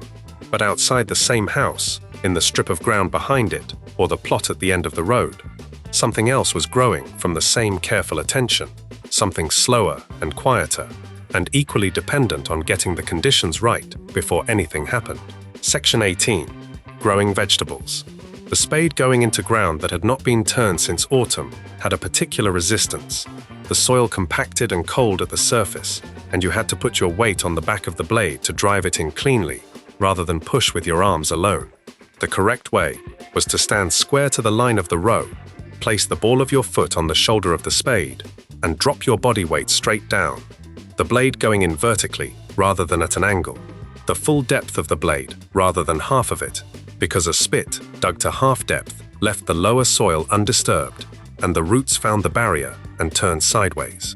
Turning the spade over once it was in, buried the surface material below and brought the lower layer up, and the worm that appeared in the fresh-turned earth was confirmation that the soil was in reasonable condition, because worms in any number meant the soil had enough organic matter to sustain them and enough structure to let them move through it. Allotment plots in 1950s Britain were measured in poles, the old land unit of 16.5 feet, and the standard council allotment was 10 poles, which translated to approximately 250 square meters of ground. The Small Holdings and Allotments Act of 1908 had placed a legal duty on local councils to provide plots wherever 6 or more residents requested them, and by the peak of the wartime Dig for Victory campaign in 1943, Britain had 1.5 million allotment plots in production, contributing an estimated 1.3 million tons of vegetables annually to a national food supply under severe pressure from the Atlantic blockade. The campaign had ended by 1950, but food rationing had not, and it would not until 1954, which meant the early years of the decade kept demand for allotment plots genuinely practical rather than merely traditional. A family with a working plot was a family that supplemented its ration book with produce it had grown itself, and the boy who helped on the plot was learning something that had recently been survival knowledge. The tools on a working allotment were few and specific: the spade for digging and the fork for breaking up and lifting root vegetables without cutting through them, the hoe for running between rows and cutting off weeds at the root rather than pulling them, which left the weed root behind and the job unfinished, the rake for breaking the surface to a fine tilth before sowing, The clods reduced to a loose, even surface that let small seeds make even contact with the soil beneath them. The dibber for making planting holes for seedlings at exact depths and spacings. A pointed wooden tool an inch in diameter that went into prepared ground and withdrew, leaving a clean hole, each hole the same depth as the last, if the technique was right. None of these required instruction beyond watching and being handed the tool, and the watching was where the instruction lived. Timing was the knowledge that could not be transmitted quickly. Onion sets went in around March if the ground was workable, but not if the soil was waterlogged or frost was still coming. And whether either condition applied required reading the plot and the forecast and the knowledge of what had happened on this specific piece of ground in previous years. Runner beans needed a frame of canes lashed together at the top before they were planted, and they were planted in late May when the risk of ground frost was sufficiently past. But exactly when sufficiently past arrived was a judgment made by the person who had been watching this patch of ground long enough to know what it did in cold springs. Potatoes were earthed up as they grew, soil drawn up around the stems with the hoe to exclude light from the developing tubers and increase the yield, and knowing when to earth up and how high to draw the soil came from the same accumulated experience that governed every other timing decision on the plot. The allotment was a male social space in the 1950s in a way that had no formal rule behind it, but was practically consistent across most British towns. Adjacent plot holders exchanged seeds and surplus produce and advice across the dividing paths. The conversations running between rows of bean canes and across compost heaps, with a technical specificity that was entirely natural to people who had been doing this for decades.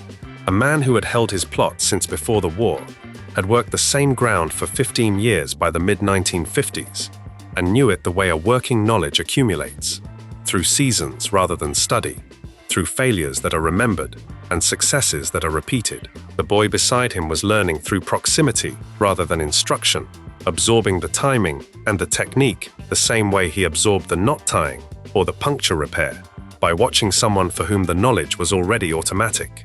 The decline came faster than the practice deserved. Supermarkets began their expansion through the late 1950s, bringing year-round produce at prices that made growing your own harder to justify in purely economic terms. The affluence that spread unevenly through the 1960s gave families enough disposable income to buy what the previous generation had needed to grow. Plot numbers fell steadily from the post-war peak. Councils sold allotment land for development when they could, and the waiting lists that had been essential during rationing became waiting lists of a different kind, shorter, and eventually in some areas non-existent. By 1996, the 1.5 million plots of 1943 had reduced to around 250,000, which measured not just a change in eating habits, but the departure of a specific form of knowledge from the households that had once held it as a matter of course. Before we move on, if you're enjoying this analysis, please consider subscribing. It helps the channel tremendously. That plot gave back in late summer everything the spring and summer had asked for in early mornings and sore backs. But there was one Saturday each week through June and July when the tools went back in the shed and every boy in the town walked in the same direction, toward the same rectangle of blue water that smelled of chlorine from 50 yards and cost threepence to get into. Section 19, the outdoor swimming pool. The chlorine smell reached you from the gate, before the turnstile, before you paid, before you changed. It was sharp and clean and slightly medicinal, nothing like the smell of a river or the sea, and it told you what you were arriving at before you could see the water itself.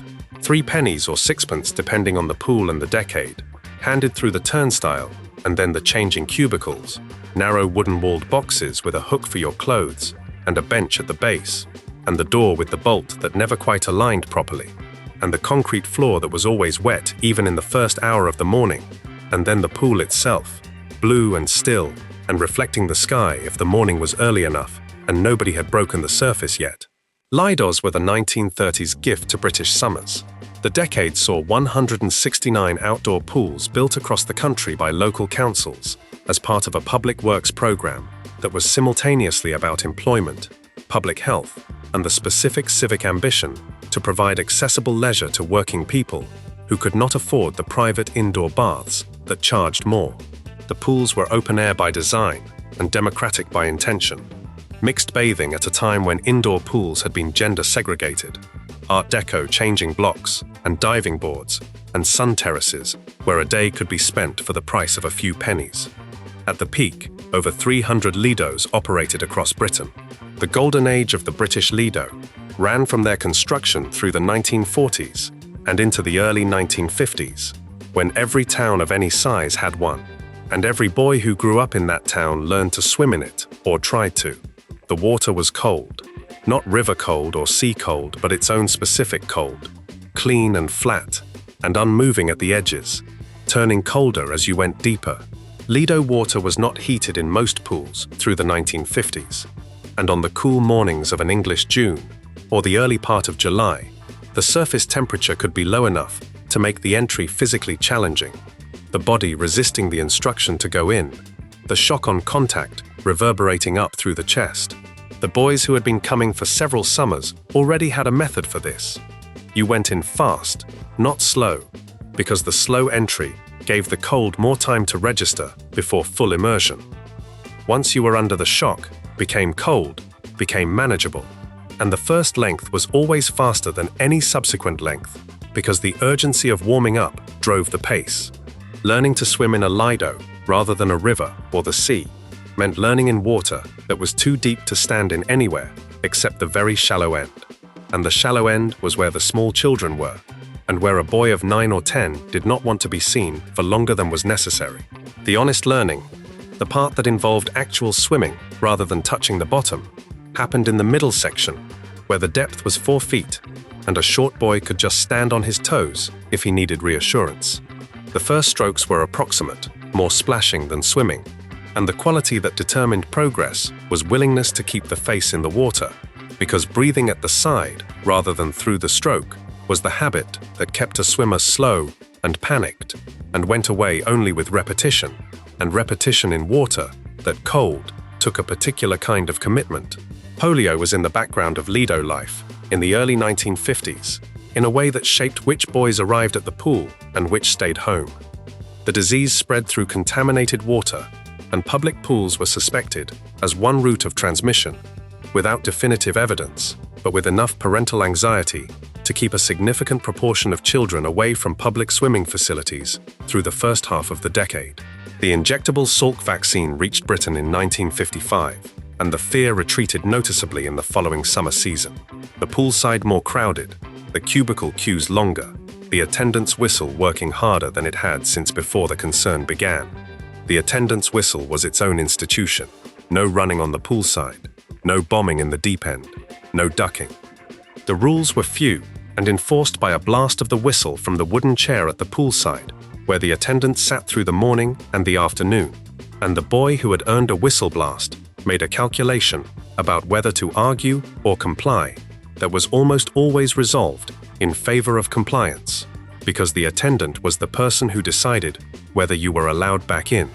The 1960 Wolfenden Report on Sport and Leisure in Britain made the recommendation that swimming pools should as a general rule be indoors, and this policy preference, reinforced by a 1968 Sports Council report, redirected public investment away from outdoor pools and toward the enclosed leisure centers that were being built through the following decade. At the same time, the package holiday to the Mediterranean coast had arrived as an affordable option for working families, and a fortnight in the Spanish sun made a cold outdoor pool in a northern English town seem like a consolation prize. Many Lidos closed through the 1960s and 1970s. By the end of the century, fewer than 130 public outdoor pools remained across the whole country, from over 300 at peak. What the Lido had provided, that no indoor pool replicated, was the combination of swimming and summer, the sky and the water in the same space, the full afternoon beside water in the open air. The indoor pool was always the same, regardless of what the weather was doing outside. The Lido was the weather and the water together, and that combination, when the sun was on the water and the morning chlorine smell had softened into something warmer, was what made the threepence feel like the best money a boy could spend on a Saturday. That Lido afternoon dried out in the sun on the walk home, and the summer was still in it somewhere. But there was one more skill waiting that had nothing to do with water or tools, or anything built or grown. Something that sent messages across distance, without a wire and without a sound. Something that the whole of Britain had once known and nobody needed anymore. Section 20. Semaphore and Morse code. Two boys at a distance of 100 yards, one sending and one receiving, and what connected them was not wire or sound, but the position of two flags relative to a torso. The sender held one flag in each hand and moved his arms to fixed positions that corresponded to letters in an alphabet of angles. Both arms straight down was the ready position. Each letter had its own configuration, the arms at different elevations and directions, the whole body visible from a distance as a human figure spelling out a message one character at a time. The receiver watched through the distance with his notebook and pencil and decoded each position into a letter and each sequence of letters into a word, and if he missed one, he waited until the end of the word and guessed or asked for a repeat. Speed came from practice and nowhere else. A boy who had been doing this for several weeks produced readable messages. A boy doing it for the first time produced something that had to be assembled slowly at both ends before it resembled communication. Semaphore as a two-flag system had been standardized by the Royal Navy and used operationally for ship-to-ship and ship-to-shore communication across a century of British naval history. Claude Chapp's optical telegraph network in France in the 1790s had shown that positions of mechanical arms on towers could carry messages faster than any horse, and the British Admiralty had adapted the same principle to handheld flags for shorter distances, producing the system that landed in Scouting for Boys in 1908 and stayed there through the following decades as a required element of Scout training.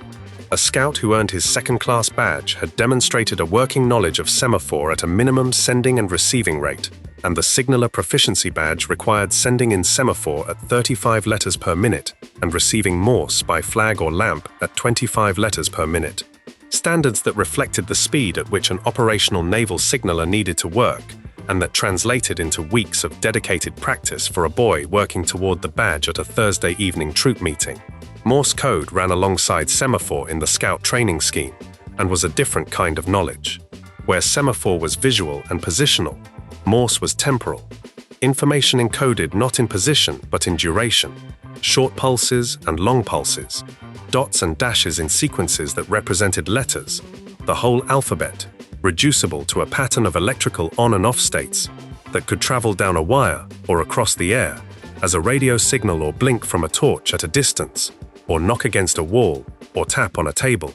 Samuel Morse had sent the first official telegraph message on the 24th of May, 1844, from the chamber of the United States Capitol to a railway station in Baltimore, 40 miles away.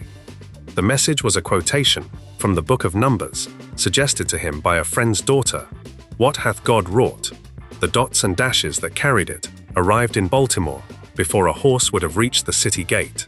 The code that carried it became the international standard for telegraph communication, and eventually for all long-distance radio signaling, absorbed into the training of armies and navies and merchant fleets and amateur radio operators across the following century, and absorbed from all of those into the Scout movement that wanted to teach boys the skills of useful men. Learning the Morse alphabet required a different kind of memory from semaphore. Semaphore was stored visually, as a chart of figures in different arm positions. Morse was stored as rhythm, and the boys who learned it well enough to receive at speed had stopped thinking of each letter as a sequence of dots and dashes, and had begun to hear each letter as a single sound pattern. E as a single short tone, T as a single long tone, the more complex letters as combinations that became recognizable before they were analyzed. Reaching that stage required enough repetition that the pattern bypassed the counting stage entirely, and the route there was sending and receiving practice, a partner with a torch or a buzzer, messages sent at increasing speed, mistakes made and corrected, and made less often, until the code moved from something you thought about to something you simply heard. Both skills were already past their operational peak by the time a 1950s British boy learned them. Radio communication had replaced visual signaling as the primary military medium. The telegraph that had made Morse code essential in the 19th century had been superseded by the telephone and then by more sophisticated data transmission systems.